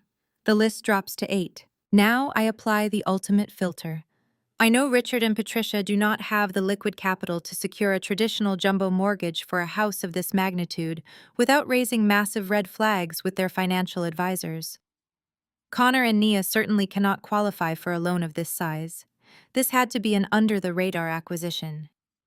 I select the financing type drop-down menu and check the box labeled cash transaction. The database blinks. The list of 8 properties vanishes. A single solitary address remains on my screen. I click on the address, opening the archived listing profile. A gallery of professional real estate photographs fills my right monitor. I pull up my screenshot of Nia standing in the kitchen and place it side by side with the listing photo of the kitchen. The match is absolute. The cascading veins of the Calicotta Gold Marble Island are identical. The positioning of the custom range hood is an exact match. The intricate wainscoting in the formal dining room aligns perfectly. This is the house. It is a magnificent, sprawling French provincial estate located on a highly secure private cul-de-sac in Lake Forest. The original asking price was $4.5 million. I scroll down to the transaction history. The property closed exactly 22 days ago. The final recorded sale price was $4.2 million. I lean closer to the monitor, my eyes scanning the data fields for the buyer information. When a normal person buys a house, their name is permanently etched into the public property deed. But people who are executing massive financial fraud do not put their names on the deed. They hide behind corporate veils. I open a secure portal to the Cook County Clerk of the Circuit Court. I input the property identification number and request the official recorded deed of trust. The document downloads to my desktop as a secure PDF. I open it, scrolling past the legal boilerplate and the seller's signatures until I reach the grantee section. The buyer is not listed as Richard. It is not listed as Patricia. It is not listed as Connor or Nia. The legal owner of the $4.2 million estate is a limited liability company. Legacy Heritage Holdings, LLC. I stare at the name of the shell company printed in stark black ink. My father's obsession with legacy has always been his most predictable trait. He could not resist naming his fraudulent corporate veil something grand and imposing. He thought he was being sophisticated. He thought establishing an LLC in Delaware or Wyoming would completely obscure the true ownership of the property and shield him from any personal liability. He is incredibly naive. A shell company only works if the person investigating it does not have the tools or the financial resources to pierce the corporate veil. Richard assumed I would be too devastated by the Thanksgiving boycott to look into the matter. He assumed I would just cry in my penthouse and accept my exile. He never imagined that 12 hours later, I would be sitting in my office tracking his stolen millions with the full technological arsenal of a premier redevelopment firm. The property deed confirms the method of purchase. It was a 100% cash transaction. $4.2 million was wired directly from a bank account to the title company on the day of closing. There is no mortgage lender. There is no lien. There is just a massive, inexplicable mountain of liquid cash that suddenly materialized to buy a mega mansion. I take a sip of my cold coffee, my mind working with brutal efficiency. I have found the house. I have found the shell company holding the deed. Now I need to find the specific human beings who registered that LLC, and I need to prove exactly which trust account they drained to get the cash. The hunt is accelerating. I switch my focus from the county property tax portal to the State Division of Corporations database. Delaware and Wyoming are the usual havens for corporate anonymity, but amateur criminals always make mistakes born of convenience. I search the Illinois Secretary of State Business Entity Registry first. My fingers strike the keys with rhythmic precision. I type in Legacy Heritage Holdings LLC. The registry query takes less than a second. The entity details populate my center screen. As I expected, the registered agent is a generic corporate filing service located in a strip mall in Springfield. This is standard procedure to keep the actual owners off the primary search results. But I am not a casual observer. I am a corporate executive who navigates shell companies every single day. I know that beneath the registered agent, there is always an incorporation document that requires the signature of the actual managing directors. I bypass the public summary and request the original articles of organization. The system prompts me for my professional credentials and a nominal processing fee. I authorize the charge immediately. The digitized document downloads to my secure local drive. I open it, scrolling past the standard liability protection clauses and the boilerplate operating agreements. I reach the final page detailing the authorized managing members of the limited liability company. There are two names printed clearly in black ink, Connor and Nia. I stare at the screen, a chilling mixture of disgust and dark amusement washing over me. Richard is a coward. My father orchestrated this entire financial coup. He masterminded the Thanksgiving boycott, and he intimidated my grandfather in a locked room. Yet when it came time to actually sign the legal documents for the shell company holding the stolen real estate, he did not use his own name. He used his desperately insecure son and his social media-obsessed daughter-in-law as the ultimate fall guys. Connor and Nia are legally on the hook for the corporate entity holding a $4 million stolen asset. I hear a soft shuffling sound behind me.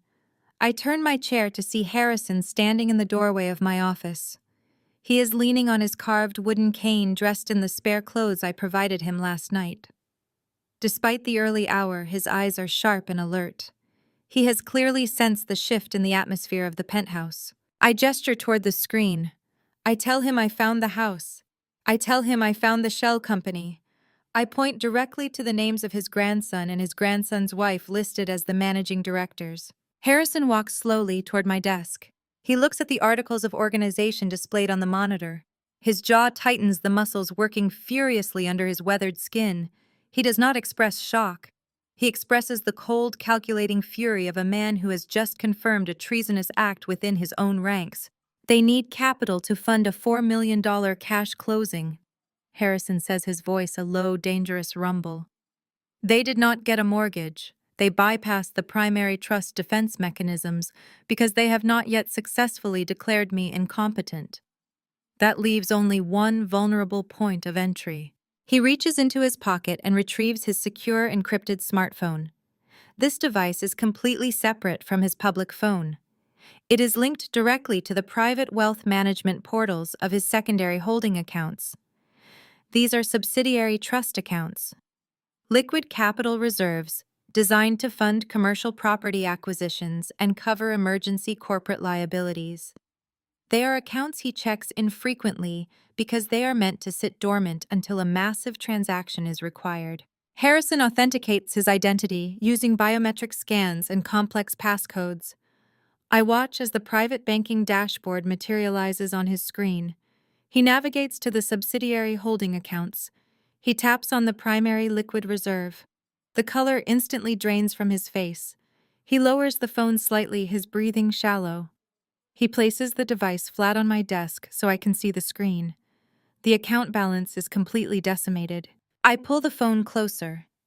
I open the transaction history and filter by outgoing wire transfers. The screen displays a systematic, highly coordinated bleeding of capital. Over the last 6 months, massive sums of money have been siphoned out of the subsidiary trust. $300,000 here, $500,000 there.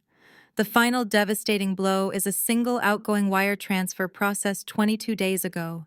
It is for exactly $4.2 million. The destination account for that final wire transfer is listed as the escrow account for a title company in Lake Forest, the exact title company that closed the transaction for Legacy Heritage Holdings, LLC. They bled the subsidiary accounts dry. I state my voice devoid of any emotion. They transferred the funds in strategic increments over 6 months to avoid triggering the automated high-volume alerts on the primary trust. Then they executed the final kill shot to close on the estate. I never authorized a single one of these transfers, Harrison says, his voice dropping to a lethal whisper. Every outgoing wire from these specific accounts requires dual-factor authentication and my direct electronic signature. The bank would never release $4 million without a signed authorization form. Harrison contacts his private wealth manager directly through the secure emergency channel on his phone. He does not explain the situation. He simply demands the digitized authorization forms for the last 6 months of wire transfers from the subsidiary account. Within 5 minutes, a heavily encrypted file arrives in his secure inbox. We open it on my large monitor. The documents are flawlessly executed, the account numbers are correct, the routing numbers are precise. And at the bottom of every single authorization form is an electronic signature. It is a perfect digital replica of Harrison's signature. I zoom in on the electronic signature. I analyze the metadata attached to the digital ink. This is not a manual forgery. I explain, tracing the pixels on the screen. They did not try to copy your handwriting with a pen. They captured a high-resolution image of your legitimate signature from a previous corporate contract. They digitized it, converted it into a transparent vector graphic, and applied it to these wire authorizations using document editing software. It is a digital stamp. It is perfectly identical every single time because it is literally a copy and paste operation. Harrison stares at his forged signature. The magnitude of their betrayal is fully unmasked in the cold blue light of the monitors. This is no longer a family dispute. This is no longer a petty argument over a Thanksgiving dinner or a rejected business loan. The parameters of the conflict have fundamentally shifted into an entirely different legal universe. They forged your signature to drain your accounts, I say, laying out the absolute terrifying reality of their actions. They used electronic communications to execute the theft across state lines and through federal banking institutions. That elevates this from simple theft to federal wire fraud. It is a serious felony under federal law. I point to the images of the Lake Forest estate still open on my other monitor. Nia's perfect new house was bought with stolen money. Every single brick of that $4 million mansion is funded by the proceeds of a federal crime. They did not just buy a house. They purchased a massive piece of criminal evidence. Connor and Nia are listed as the managing directors of the shell company that received the stolen funds. Richard orchestrated the theft and the forgery. Patricia facilitated the cover-up. Audrey is complicit in the enjoyment of the stolen assets. They have all implicated themselves in a massive coordinated federal conspiracy. The stakes are no longer about inheritance or hurt feelings. The stakes are federal indictments, asset forfeiture, and decades in a federal penitentiary. I look at my grandfather. He is not a broken old man. He is a titan who has just been handed the exact weapon he needs to utterly annihilate his enemies. I stand up from my desk and turn toward Harrison. The digital clock on my workstation now reads 6 in the morning. The sun has not even begun to rise over Lake Michigan, but the city below is already stirring with the chaotic manufactured urgency of Black Friday. People are fighting over discounted televisions and discounted blenders. I'm about to launch a multi-million-dollar offensive to dismantle a federal fraud ring operating within my own family. The financial trail is secure. I tell my grandfather, my voice resonating with absolute cold certainty. I have the deed. I have the shell company registration. I have the forged wire transfers. Now we eliminate their primary weapon. We are going to obliterate the foundation of their legal petition before they even file it. Harrison nods, his grip tightening on the head of his carved wooden cane. He understands the strategy perfectly. Richard's entire case rests on the fabricated premise that Harrison is suffering from severe, debilitating dementia. If we destroy that narrative with overwhelming, undeniable medical evidence, the guardianship petition becomes not just frivolous, but a malicious, actionable offense. I pull up my personal contacts and dial a number. It is Dr. Alistair Vance, a highly respected board-certified geriatric psychiatrist affiliated with Northwestern Memorial Hospital. I have known Dr. Vance for years through my redevelopment firm's philanthropic initiatives. He is brilliant, meticulous, and absolutely incorruptible. He does not take emergency appointments on a holiday weekend, but when I explain the nature of the situation and the sheer staggering magnitude of the financial fraud involved, he agrees to open his private clinic immediately. Get dressed, grandfather, I say, grabbing my tailored wool coat and my leather briefcase. We are going downtown. You are about to take the most important test of your life. The drive to the clinic is swift and silent. The streets are mostly empty in our immediate vicinity, the heavy snow dampening the usual sounds of the city. We arrive at Dr. Vance's sleek, modern office suite, just as the sun begins to break through the gray clouds. Dr. Vance is waiting for us, his demeanor entirely professional.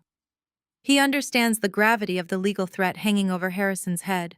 We need a comprehensive cognitive evaluation, I explain, handing Dr. Vance a copy of the fabricated medical affidavit Richard attached to the guardianship petition. This is what they are claiming. We need to prove beyond any shadow of a doubt that this document is a complete fiction. Dr. Vance reviews the fabricated affidavit. He scoffs softly, his professional disdain evident. This reads like a poorly researched internet article on dementia, he remarks, tossing the document onto his desk. It lacks any specific clinical observations or standardized testing metrics. It is entirely subjective. He turns to Harrison. Mr. Harrison, this evaluation will take several hours. We will be conducting a battery of standardized tests, including the Montreal Cognitive Assessment and the mini mental state examination, as well as a detailed clinical interview. It will be rigorous. Proceed, doctor, Harrison replies, his voice steady and commanding. He settles into the examination chair with the posture of a monarch preparing for battle. I have a real estate empire to protect. I do not have time for cognitive decline. I wait in the reception area, pacing the floor, my phone constantly buzzing with incoming data packets from my corporate legal team. I am already coordinating the next phase of the offensive. After 3 grueling hours, the heavy oak door of the examination room finally opens. Dr. Vance steps out, followed by Harrison, who looks remarkably energized despite the lengthy testing process. The results are unequivocal. Dr. Vance states, walking over to his desk and pulling out a fresh stack of official medical letterhead. Mr. Harrison is not merely competent, he is exceptionally sharp. His cognitive function, memory recall, and executive reasoning are in the top 1 percentile for his age demographic. The claims made in that petition are entirely baseless and frankly clinically absurd. I let out a sharp breath, the tension in my chest loosening just a fraction. I need that in writing, doctor. I need an unassailable affidavit heavily notarized explicitly detailing his perfect cognitive health. You will have it. Dr. Vance promises, already drafting the document. But I am not satisfied with just one evaluation. in high-stakes corporate litigation redundancy is survival.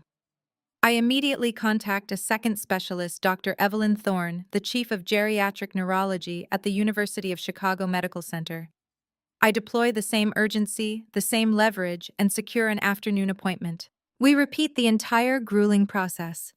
Harrison sits through another 3 hours of intensive cognitive testing, memory exercises, and neurological assessments. He does not complain. He does not waver. He executes every task with the ruthless focus of a man fighting for his freedom and his legacy. By 4 in the afternoon, we are standing in Dr. Thorne's office. The results are identical. Mr. Harrison possesses the cognitive acuity of a man 20 years his junior. Dr. Thorne declares, handing me a thick sealed folder containing her official evaluation. I have sworn to this under penalty of perjury. His mental faculties are entirely intact. I take the folder, adding it to my leather briefcase alongside Dr. Vance's affidavit. The weight of the documents feels immense, heavy with the power to completely annihilate Richard's entire legal strategy. We step out of the hospital and into the biting cold of the late afternoon. The sky is darkening, the city lights illuminating the falling snow. We have spent Black Friday securing the ultimate defense. We have 2 separate, highly respected independent medical professionals who have sworn under oath that Harrison is perfectly sane. The incompetency claim is dead in the water, I tell Harrison as we slide into the back of our waiting car. If Richard tries to file that petition on Monday morning, we will bury him under a mountain of medical evidence. The judge will throw the case out before lunch, and Richard will be sanctioned for filing a fraudulent petition. Harrison leans back against the leather seat, his eyes closed, a faint smile touching his lips. We have secured the Fortress Clara. Now it is time to load the cannons. I pull out my phone and dial my lead corporate attorney. The defensive maneuvers are complete. It is time to assemble the federal case and drop the guillotine. Section 14, 1,000 words. I direct my driver to head straight to the towering glass and steel skyscraper in the financial district that houses my corporate legal team. The building is largely deserted, the usual swarm of executives and paralegals absent due to the holiday weekend. But the 75th floor is ablaze with light. My lead attorney, Marcus Sterling, does not take holidays when a client uncovers a multi-million-dollar federal fraud conspiracy. Marcus is a shark in a bespoke suit. He specializes in high-stakes corporate litigation, asset recovery, and white-collar criminal defense. He is not a genteel probate lawyer who negotiates family squabbles over silver tea sets. He is a legal predator who destroys hostile entities with overwhelming, relentless force. I pay him an exorbitant retainer specifically for moments like this. Harrison and I step off the elevator and walk directly into the main conference room. Marcus is waiting for us, surrounded by 3 junior partners and a forensic accountant. The massive digital screens on the walls are already displaying the initial data packets I forwarded to him earlier today. Clara, Marcus greets me, his expression deadly serious. He turns to Harrison with a respectful nod. Mr. Harrison, we have reviewed the initial findings. The sheer audacity of this operation is staggering. I place my heavy leather briefcase on the long mahogany conference table. I do not sit down. I stand at the head of the table, commanding the room. This is no longer a family matter, Marcus, I state, my voice echoing in the large room. This is a coordinated multi-million-dollar theft. They used electronic communications to forge signatures, bypass dual-factor authentication, and wire $4.2 million across state lines to purchase a luxury estate under a shell corporation. They are currently occupying that stolen asset and celebrating their crime. Marcus nods, his eyes sharp and calculating. We have pulled the deed for Legacy Heritage Holdings, LLC. We have the articles of organization listing Connor and Nia as the managing directors. Our forensic accountant has tracked the exact routing numbers and timestamps of the outgoing wire transfers from the subsidiary trust accounts. And the medical petition, I ask, pulling the thick stack of fabricated documents from the craft envelope and sliding them across the table. Marcus scans the first page of Richard's petition. A cold, contemptuous smirk crosses his face. This is a desperate, sloppy attempt at a legal coup. They are trying to establish a guardianship to retroactively cover their tracks and gain legal control over the funds they have already stolen. They assume you will be too busy fighting the competency claim to notice the missing capital. I open my briefcase and pull out the two sealed folders containing the medical affidavits from Dr. Vance and Dr. Thorne. I drop them onto the table with a heavy, satisfying thud. They miscalculated, I announce. These are rigorous, comprehensive cognitive evaluations from two of the top geriatric psychiatrists in Chicago. Both doctors have sworn under oath that Harrison is in the top 1 percentile of cognitive function. The incompetency claim is entirely fictitious. Marcus picks up the affidavits, his eyes scanning the official letterhead and the notarized signatures. His smile widens into something predatory and lethal. This is the kill shot, Clara. We do not just defend against their petition, we obliterate it. And we use it as evidence of their malicious intent to defraud. We spend the next 4 hours assembling the federal case. The conference room becomes a war room. We compile the forensic accounting of the stolen funds, meticulously linking every forged wire transfer directly to the cash closing of the Lake Forest estate. We attach the proof of the Shell LLC, clearly implicating Connor and Nia in the receipt of stolen property. We bundle the psychiatric evaluations proving that Richard and Patricia engaged in a fraudulent legal conspiracy to incapacitate a perfectly sane man. This is not a disorganized pile of accusations. It is a highly structured, heavily documented, irrefutable dossier of federal crimes. The trap is set, Marcus declares, leaning back in his chair, looking at the finalized digital files displayed on the monitors. The evidence is absolute. The question is, how do you want to pull the trigger? We strike first. I command, my voice unyielding. I want an emergency freeze placed on every single trust account, subsidiary account, and personal holding connected to this family immediately. Sever their access to the capital. They do not get to buy a single cup of coffee with my grandfather's money. I have already drafted the emergency injunction. Marcus confirms, tapping his keyboard. It will be filed electronically with the federal court system the moment the servers open. The freeze will be absolute and immediate. Next?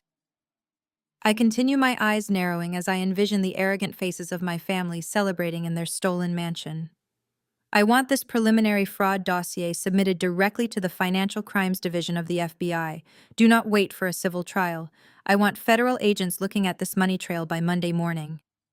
The submission portal is prepped, Marcus says, his fingers hovering over the mouse. The moment you give the word, the federal authorities will have the entire case. The legal guillotine is raised high above their heads. The blade is sharpened. The rope is ready to be cut. My family is currently sitting in a $4 million estate, drinking expensive champagne, laughing at my perceived weakness, completely oblivious to the fact that their entire lives are about to be dismantled by federal litigators. They think they have won. They have no idea that their destruction is already inevitable. Do not file the FBI dossier yet, I say, a cold, dangerous smile forming on my lips. Keep the injunction ready. I want to look them in the eyes when they realize they have lost everything. I want to see their arrogance shatter. Harrison stands up from his chair, gripping his cane. He looks at the screens, then at me. His expression is one of absolute, terrifying resolve. Tomorrow is Saturday, Harrison says, his voice rumbling with anticipation. They will be hosting their leftover brunch. They will be showing off their stolen palace to their wealthy friends. It is the perfect time for a family reunion. I end the call and instruct my driver to head straight to the heart of the Chicago financial district. The defensive maneuvers are complete. It is time to assemble the federal case and drop the guillotine. The sleek black town car navigates the snow-covered streets, sliding past the festive holiday displays that adorn the storefronts.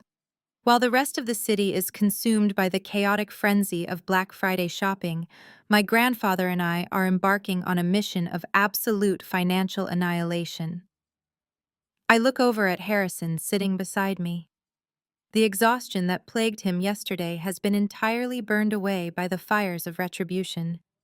He holds his carved wooden cane with a grip of iron, his eyes fixed on the towering skyscrapers ahead. We arrive at a monolithic glass and steel high-rise that dominates the skyline. This is the headquarters of my corporate legal team. I do not employ gentle family practice attorneys who mediate domestic squabbles over holiday dinners. I retain apex predators. I pay exorbitant hourly rates for federal litigators who specialize in hostile corporate takeovers, asset recovery, and white-collar criminal defense. My lead attorney, Donovan Reed, is the sharpest weapon in my arsenal. He is a legal shark who dismantles hostile entities with overwhelming and relentless force. I called him an hour ago, demanding he open his office on a holiday weekend.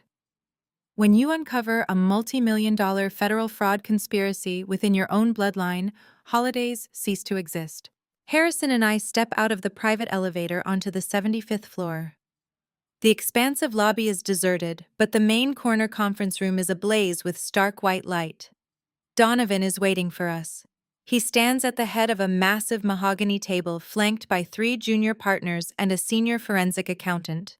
Large digital displays line the walls of the war room ready to process the data we are about to feed them. Donovan greets me with a curt nod, his expression deadly serious.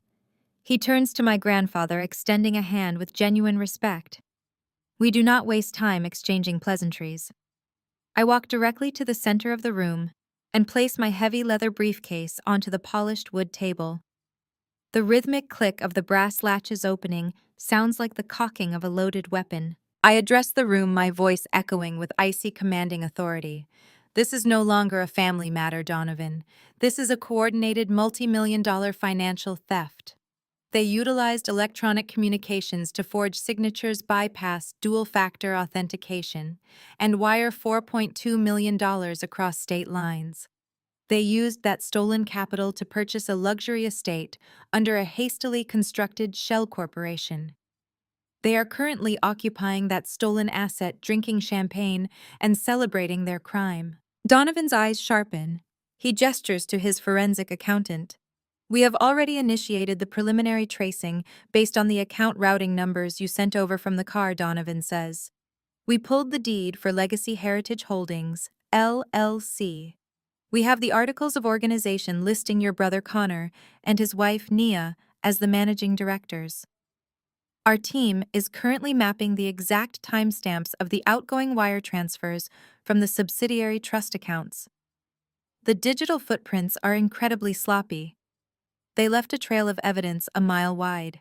I reach into my briefcase and pull out the thick stack of fabricated legal documents Richard tried to force Harrison to sign. I slide the craft envelope across the mahogany table, and here is their motive, I announce. Donovan pulls the drafted petition from the envelope.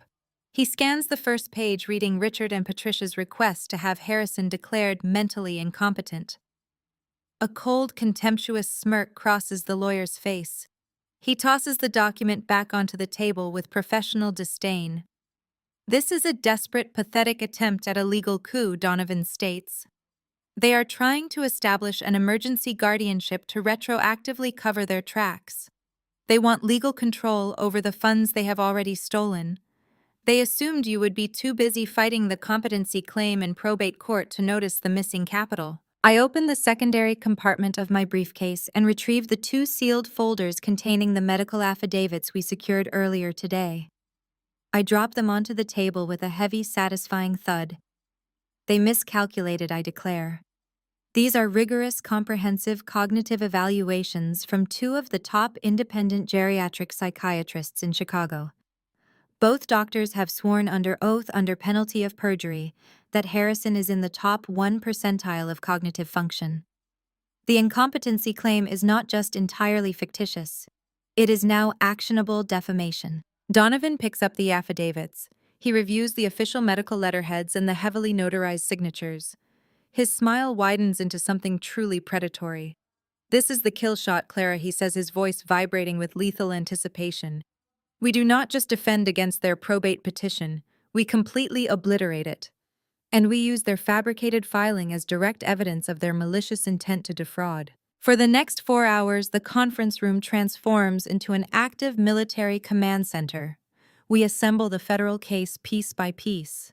We compile the forensic accounting of the stolen funds, meticulously linking every forged wire transfer directly to the cash closing of the Lake Forest estate. We attach the proof of the Shell LLC, clearly and undeniably implicating Connor and Nia in the receipt of stolen property and federal wire fraud. We bundle the psychiatric evaluations proving beyond a reasonable doubt that Richard and Patricia engaged in a fraudulent legal conspiracy to incapacitate a perfectly sane man to facilitate their theft. This is not a disorganized pile of emotional accusations. It is a highly structured, heavily documented, irrefutable dossier of federal crimes. It outlines violations of Title 18 of the United States Code, specifically wire fraud and conspiracy. The trap is perfectly set, Donovan declares. He leans back in his leather chair, looking at the finalized digital files displayed across the massive wall monitors. The evidence is absolute. The question now is how you want to pull the trigger. We strike first, I command, my voice unyielding and devoid of any mercy. I want an ex parte emergency freeze placed on every single trust account, subsidiary account, and personal holding connected to this family immediately. Sever their access to the capital. I want their credit cards declined. I want their bank accounts locked. They do not get to buy a single cup of coffee with my grandfather's money ever again. Donovan taps his keyboard with rapid precision. I have already drafted the emergency injunction, he confirms. It is being routed to a federal judge right now. Because of the overwhelming evidence of ongoing wire fraud, the freeze will be granted and executed instantly. Their financial lifelines are officially severed. Next, I continue, my eyes narrowing as I envision the arrogant faces of my parents celebrating in their stolen mansion. I want this complete preliminary fraud dossier submitted directly to the Financial Crimes Division of the Federal Bureau of Investigation. Do not wait for a civil trial. I want federal agents looking at this money trail by Monday morning. The submission portal is prepped. Donovan says, his finger hovering over the mouse. The moment you give the word, the federal authorities will have the entire case. The legal guillotine is raised high above their heads. The blade is sharpened. The rope is ready to be cut. My family is currently sitting in a $4 million estate, drinking expensive champagne, laughing at my perceived weakness, completely oblivious to the fact that their entire lives are about to be dismantled by federal litigators. They think they have won. They have no idea that their destruction is already inevitable. Do not file the federal dossier just yet, I say, a cold, dangerous smile forming on my lips. Let the financial freeze take effect, but hold the FBI submission until I give the signal. I want to look them in the eyes when they realize they have lost everything. I want to see their arrogance shatter in real time. Harrison stands up from his chair, gripping his carved cane. He looks at the glowing digital monitors, then turns to look at me. His expression is one of absolute terrifying resolve. He is a king reclaiming his stolen throne. Tomorrow is Saturday, Harrison says, his voice rumbling with dark anticipation. They will be hosting their leftover brunch. They will be showing off their stolen palace to their wealthy, superficial friends. It is the perfect time for a family reunion. Saturday arrives with the blinding, frigid clarity. The blizzard has passed, leaving Chicago buried under a pristine layer of snow. But the roads to Lake Forest have been meticulously plowed for the suburban elite. I secure a private black SUV to transport Harrison and me. We are not arriving in our own vehicles. The element of surprise requires absolute stealth. As we drive north along Lake Michigan, Harrison remains silent, his grip white-knuckled around his carved wooden cane. The tension in the car is heavy, vibrating with the electric anticipation of the coming confrontation.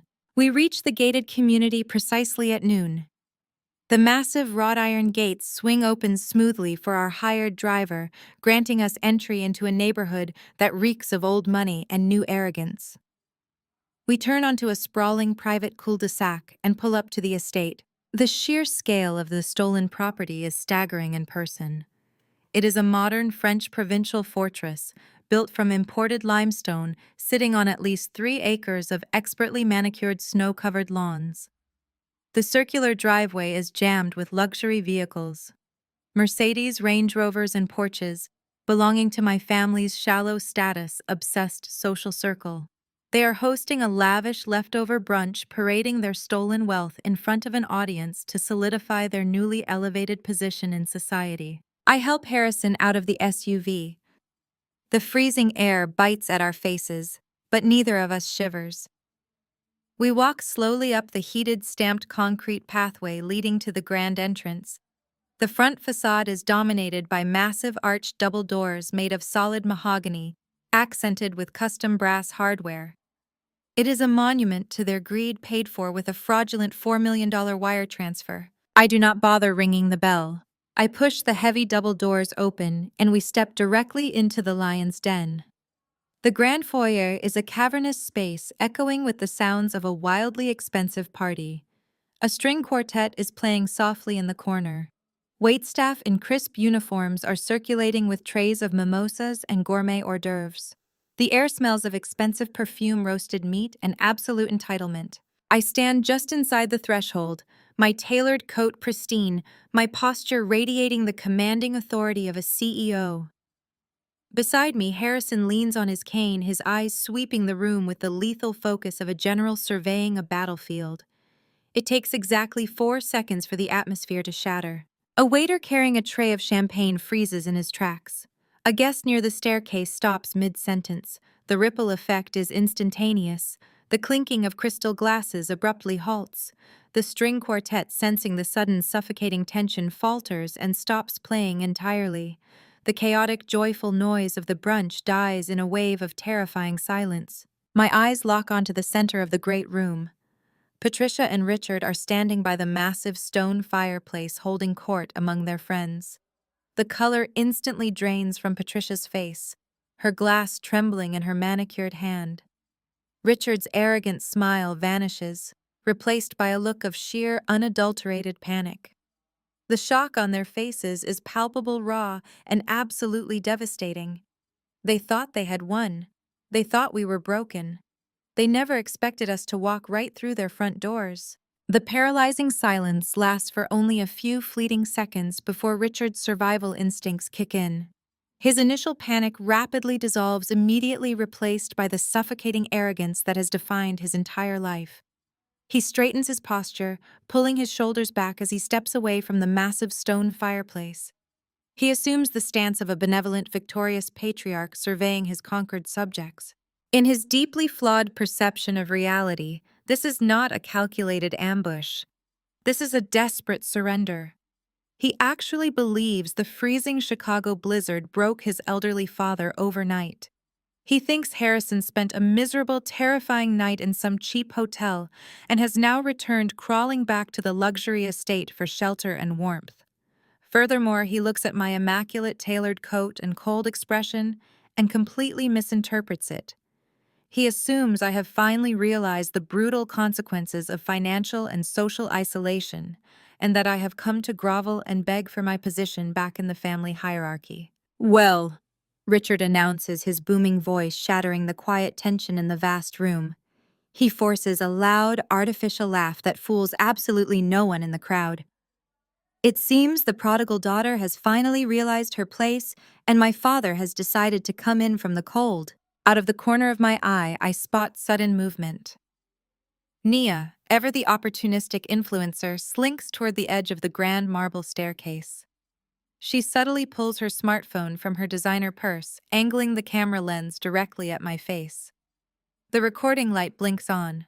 She is trying to capture this confrontation, desperate to spin a lucrative social media narrative of the unhinged, jealous sister showing up uninvited to ruin a beautiful, elegant holiday brunch.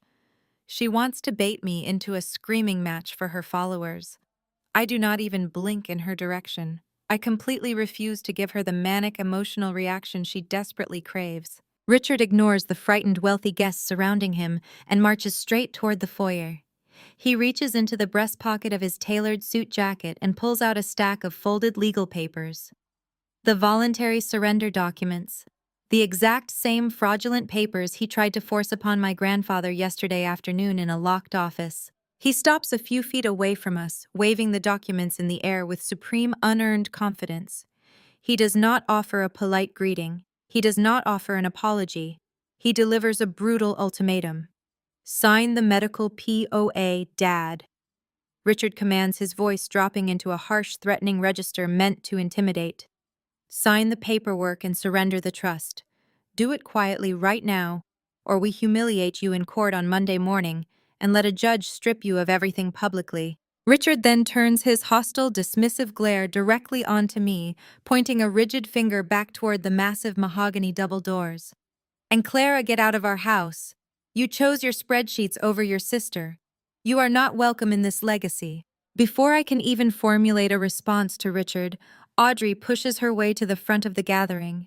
She is holding a crystal glass of mimosa, her designer dress practically glowing under the opulent lighting. Emboldened by our father's aggressive posturing, she steps right up to me.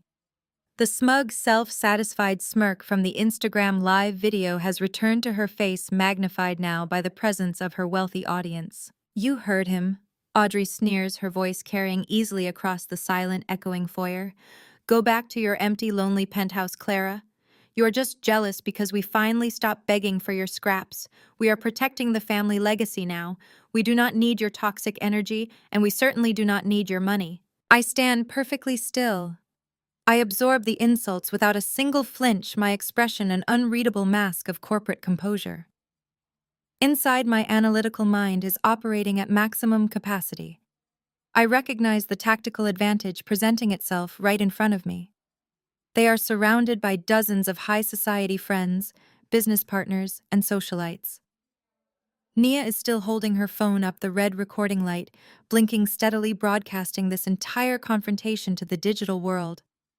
This is the perfect moment to let their arrogance seal their fate. I do not yell. I do not defend my penthouse or my life choices. Instead, I deploy a calculated strategic retreat of ego, creating a massive vacuum for their narcissism to fill. "You bought a $4 million estate in cash, Audrey," I state evenly, my voice projecting clearly to the captivated audience of guests. "That is an incredibly impressive acquisition for someone who was asking for a seed loan just last week. It takes remarkable financial maneuvering to execute a closing of this magnitude so quickly." The bait is irresistible. Audrey puffs out her chest, completely missing the trap. "It is called making smart financial maneuvers," Audrey boasts loudly, lifting her chin. "Connor and Nia secured the corporate entity and Dad directed the capital. We worked together as a real family to acquire this estate. We did not need your condescending loan." Connor steps forward to stand beside his sister, completely unable to resist the opportunity to stroke his own ego in front of his wife's followers and their affluent guests. "That is right," Connor announces, gesturing expansively around the grand foyer. "Legacy Heritage Holdings is our company. We closed on this property free and clear. No banks, no mortgages, no begging for your approval. We moved the capital ourselves. We took control of our own destiny," Richard adds, his chest swelling with patriarchal pride. "We executed a flawless cash acquisition to secure this sanctuary." I look at the three of them. They have just loudly, proudly, and publicly claimed ownership of the shell company. They have openly confessed to directing the movement of the capital. They have verified the cash transaction. They are actively bragging about the exact mechanics of a massive federal wire fraud scheme in a room full of witnesses, all while being recorded on a live broadcast. They have just dug their own graves, and they are completely oblivious to the fact that they are already standing at the bottom of them.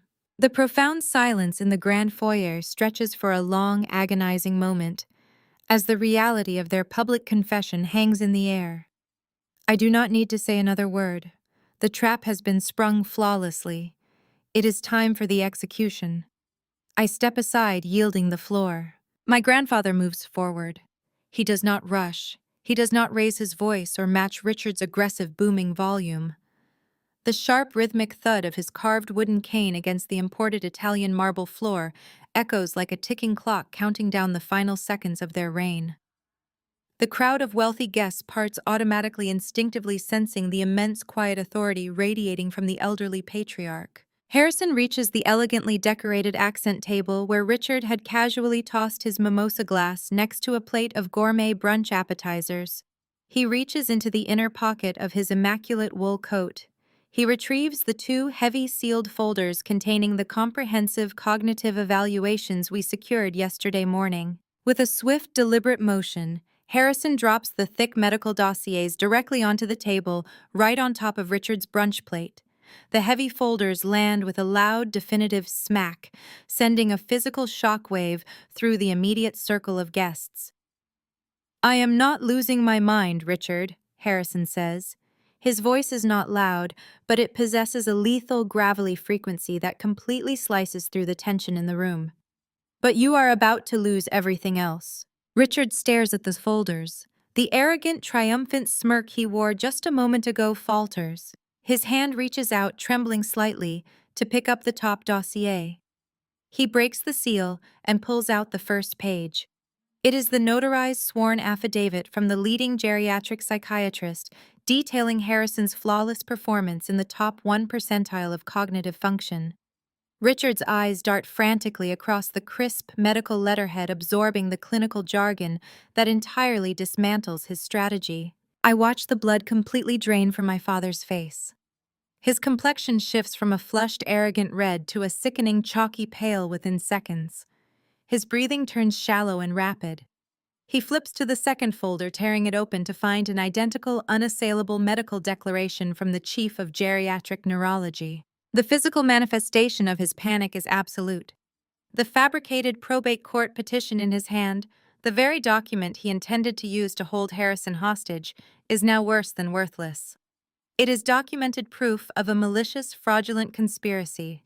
His entire leverage has been legally and medically obliterated. "You see, Richard," Harrison continues, his tone laced with absolute disgust.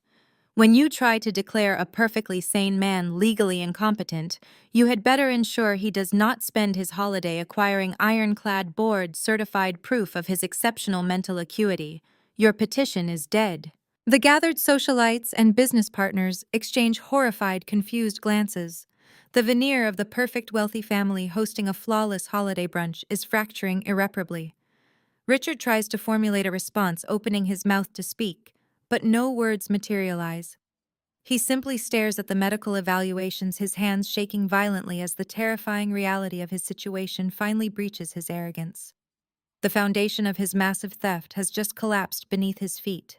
With Richard completely paralyzed by the medical affidavits, I take control of the floor. The guests are frozen in stunned silence, their champagne glasses lowered as they watch the destruction of their hosts. I open my leather briefcase and extract the final devastating piece of our counter-offensive, the thick forensic accounting dossier and the corporate registration files. I do not raise my voice. I speak with the chilling, measured cadence of a corporate executioner delivering a final verdict. "You were exceptionally arrogant to brag about your financial maneuvers, Connor," I state, turning my gaze directly onto my older brother and his influencer wife. Nia lowers her phone, her hands suddenly trembling as the reality of her live broadcast backfires. "Because you just publicly confessed to managing the shell company that received $4.2 million in stolen capital." I hold up the articles of organization displaying their signatures to the crowd. "You bypassed the primary trust because you could not secure the incompetency ruling. Instead, you targeted the subsidiary holding accounts. Over the last 6 months, you and your father orchestrated a systematic draining of liquid assets. You finalized the theft 22 days ago with a single massive wire transfer to the title company to purchase this exact estate in cash." Connor opens his mouth to deny it, but his bravado has entirely vanished. He looks terrified. "Do not bother lying," I command, sliding the digitized wire authorization forms onto the accent table, right next to Richard's ruined brunch plate. "We have the forensic audit. We know exactly how you did it. You captured a high-resolution image of grandfather's signature from an old contract, converted it into a transparent vector graphic, and pasted it onto outgoing wire requests. You bypassed dual-factor authentication and moved millions across state lines. That is not a family misunderstanding. That is federal wire fraud, and it carries a 20-year prison sentence." Nia lets out a sharp, horrified gasp. The wealthy socialites and business partners surrounding them begin stepping physically backward, desperate to distance themselves from an active federal crime scene. As of 7 o'clock this morning, I announced delivering the ultimate checkmate. A federal injunction was granted by a judge. Every single trust account, subsidiary, holding, and personal bank account connected to this family has been completely frozen. You have absolutely zero access to capital. Your credit cards will decline. Your assets are locked. I look directly at Richard, who is sweating profusely, leaning against the fireplace for physical support. Furthermore, I conclude, my voice echoing off the vaulted ceilings of their stolen mansion. The deed to this estate is officially contested. My corporate litigators have submitted the complete preliminary fraud dossier directly to the Financial Crimes Division of the Federal Bureau of Investigation. The authorities have the forged wire transfers, the shell company registrations, and the fabricated medical petition. You have absolutely no money left to fight us, and the federal agents are already building your indictments. The absolute finality of my statement hangs in the cold air before the entire toxic facade violently shatters into a million jagged pieces. The wealthy guests do not wait for another invitation to leave. They recognize a sinking ship, and nobody wants to drown today. A mass exodus begins. People grab their expensive coats and rush for the heavy double doors, scrambling to distance themselves from a highly radioactive federal crime scene. Within 2 minutes, the grand foyer is completely empty of spectators, leaving only my family standing in the wreckage of their own making. Nia is the first to break. The carefully cultivated influencer persona evaporates, replaced by unadulterated terror. She looks at her phone, realizing the live stream has captured her inside a federally seized asset. She drops the device onto the marble floor. The glass screen shatters, a perfect physical metaphor for her manufactured life. "I am not going to federal prison for you people," Nia screams, her voice cracking with hysterical, uncontainable panic. She shoves Connor away when he tries to grab her arm. "Do not touch me. This was not my idea." She turns her manic gaze toward Richard and Patricia. She points a shaking finger directly at my parents. It was them. They masterminded the whole thing from the very beginning. Richard told us exactly how to set up the shell company. Patricia told us how to forge the digital signatures. They said the old man was going to be locked away in a facility anyway, so no one would ever notice the missing capital. I just signed the paperwork because they promised me the house. I am a victim here. Connor's face turns purple with rage. Instead of defending his parents, he immediately throws them under the bus to save himself. "You told me the trust was ours by right, Dad," Connor yells, his voice echoing off the vaulted ceiling. "You said you had the legal maneuvering completely under control. You dragged my wife into this." "You greedy, incompetent fool!" Richard roars back, abandoning his patriarchal dignity. He lunges toward his son, his face twisted in fury. "You were supposed to mask the wire transfers through a secondary vendor. You left a digital trail leading straight to the closing table. You ruined my plan." Patricia bursts into frantic, genuine tears, sinking onto the bottom step of the grand staircase. Audrey stands frozen, clutching her mimosa glass, realizing that her endless supply of family funding has just been permanently eradicated. The unified front they presented just an hour ago has dissolved into a vicious pit of betrayals. They are tearing each other apart like cornered animals, eager to trade their own flesh and blood for a lighter prison sentence. Harrison watches the absolute implosion of his descendants with a cold, hardened expression. He taps his carved wooden cane against the marble floor once. The sharp sound cuts through their screaming. "You brought this upon yourselves." Harrison states, his voice carrying the final judgment of a king banishing traitors from his realm. He turns to me, offering his arm. "Take me home, Clara. The air in this house is toxic." I take my grandfather's arm. We walk out through the massive mahogany doors, leaving them trapped in their beautiful stolen cage, screaming at each other as the sirens of consequence begin to sound in the distance. Fast forward exactly 3 months. The wheels of federal justice grind slowly, but they grind exceedingly fine. Once Donovan Reed handed over our meticulously documented fraud dossier, the federal indictments followed with brutal efficiency. Richard and Connor were arrested on a Tuesday morning. They were formally charged with multiple counts of conspiracy, wire fraud, and identity theft. The federal prosecutors offered absolutely no leniency to them. Both men are currently out on heavily monitored bail, wearing ankle monitors while they await trial. Their legal defense bills have completely drained whatever legitimate savings they had left. Richard's reputation in the Chicago business community has been entirely annihilated. He is a pariah universally shunned by the people he once desperately tried to impress. Nia attempted a ruthless strategy of self-preservation. The very day the accounts were frozen, she filed for divorce, claiming she was an innocent victim manipulated by her husband. The federal prosecutors did not buy her performance. Because her name was on the articles of organization for the shell company, the asset forfeiture swept through her life like a hurricane. She lost the luxury vehicles, the designer wardrobes, the expensive jewelry, and every single cent she claimed as her influencer income. She went completely bankrupt and retreated to a tiny apartment facing her own impending legal battles. Audrey experienced the harshest reality check of her entire sheltered existence. With the trust accounts frozen and her parents completely destitute, her endless allowance evaporated instantly. She was evicted from her luxury downtown loft when the rent checks stopped clearing. For the first time in 30 years, Audrey was forced to acquire actual employment. She now works a grueling minimum-wage retail job at a suburban shopping mall, spending her days folding sweaters and answering to strict managers. Patricia was left entirely alone. Without Richard's stolen wealth to fund her social climbing, her country club friends abandoned her completely.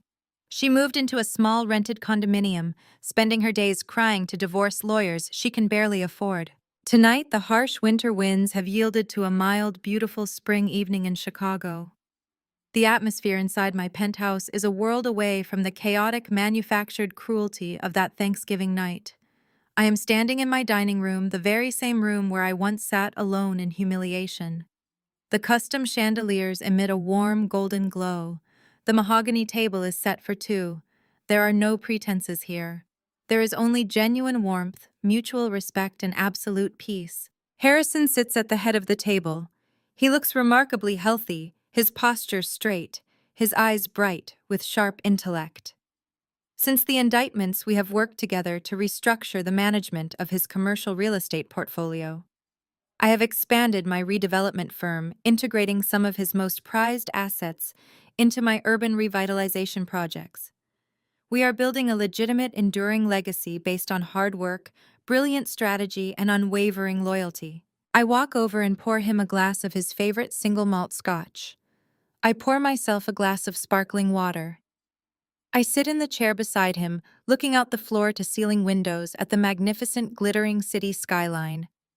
We raise our glasses in a quiet, deeply meaningful toast. I realize now that the pain I felt when they abandoned me was simply the painful shedding of an illusion. I had spent my entire life trying to prove my worth to people who were fundamentally incapable of recognizing it. I had let biology dictate my boundaries. I will never make that mistake again. True family is not defined by shared DNA genetic obligations or obligatory holiday gatherings. True family is not about bloodlines that demand blind submission or empty loyalty. True family is about the people who stand with you when the battlefield is drawn. It is about the people who protect your mind, respect your boundaries, and match your loyalty with unshakable devotion. Family is the people who walk into the freezing snow to find you, the people who arm you for the fight, and the people who never, ever leave you sitting alone at an empty table. Society often dictates that blood is thicker than water, weaving a persistent narrative that family must be accommodated at all costs. However, the profound lesson embedded in these narratives is that shared DNA does not guarantee unconditional love, safety, or respect. When those closest to us consistently choose manipulation, blatant favoritism, and cruelty over genuine support, holding on to the illusion of a perfect family becomes actively destructive. We are conditioned from childhood to tolerate unacceptable behavior under the guise of familial loyalty. But the truth revealed here is stark true. Family is defined by consistent actions, not mere genetics. The turning point in any journey of healing arrives not through vindictive revenge, but through the quiet, radical courage of choosing oneself. Walking away from deeply ingrained toxic dynamics requires immense strength. It means grieving the family you deserved, but never had, and accepting the painful reality of who they truly are without making excuses for their shortcomings. Yet, in the vacuum, left by their physical or emotional absence, something beautiful emerges the space to cultivate a chosen family. This chosen network, built on mutual respect, unwavering support in times of crisis, and the genuine celebration of our triumphs, proves that our worth is never determined by those incapable of seeing it. Healing begins the moment we stop trying to earn love from empty wells and start investing in the people who show up when it matters most. Success is entirely hollow if it requires sacrificing your dignity to please people who fundamentally misunderstand you. True security lies in self-reliance and the unshakable knowledge of your own inherent value. Evaluate the relationships in your own life today and find the courage to walk away from tables where respect is no longer being served.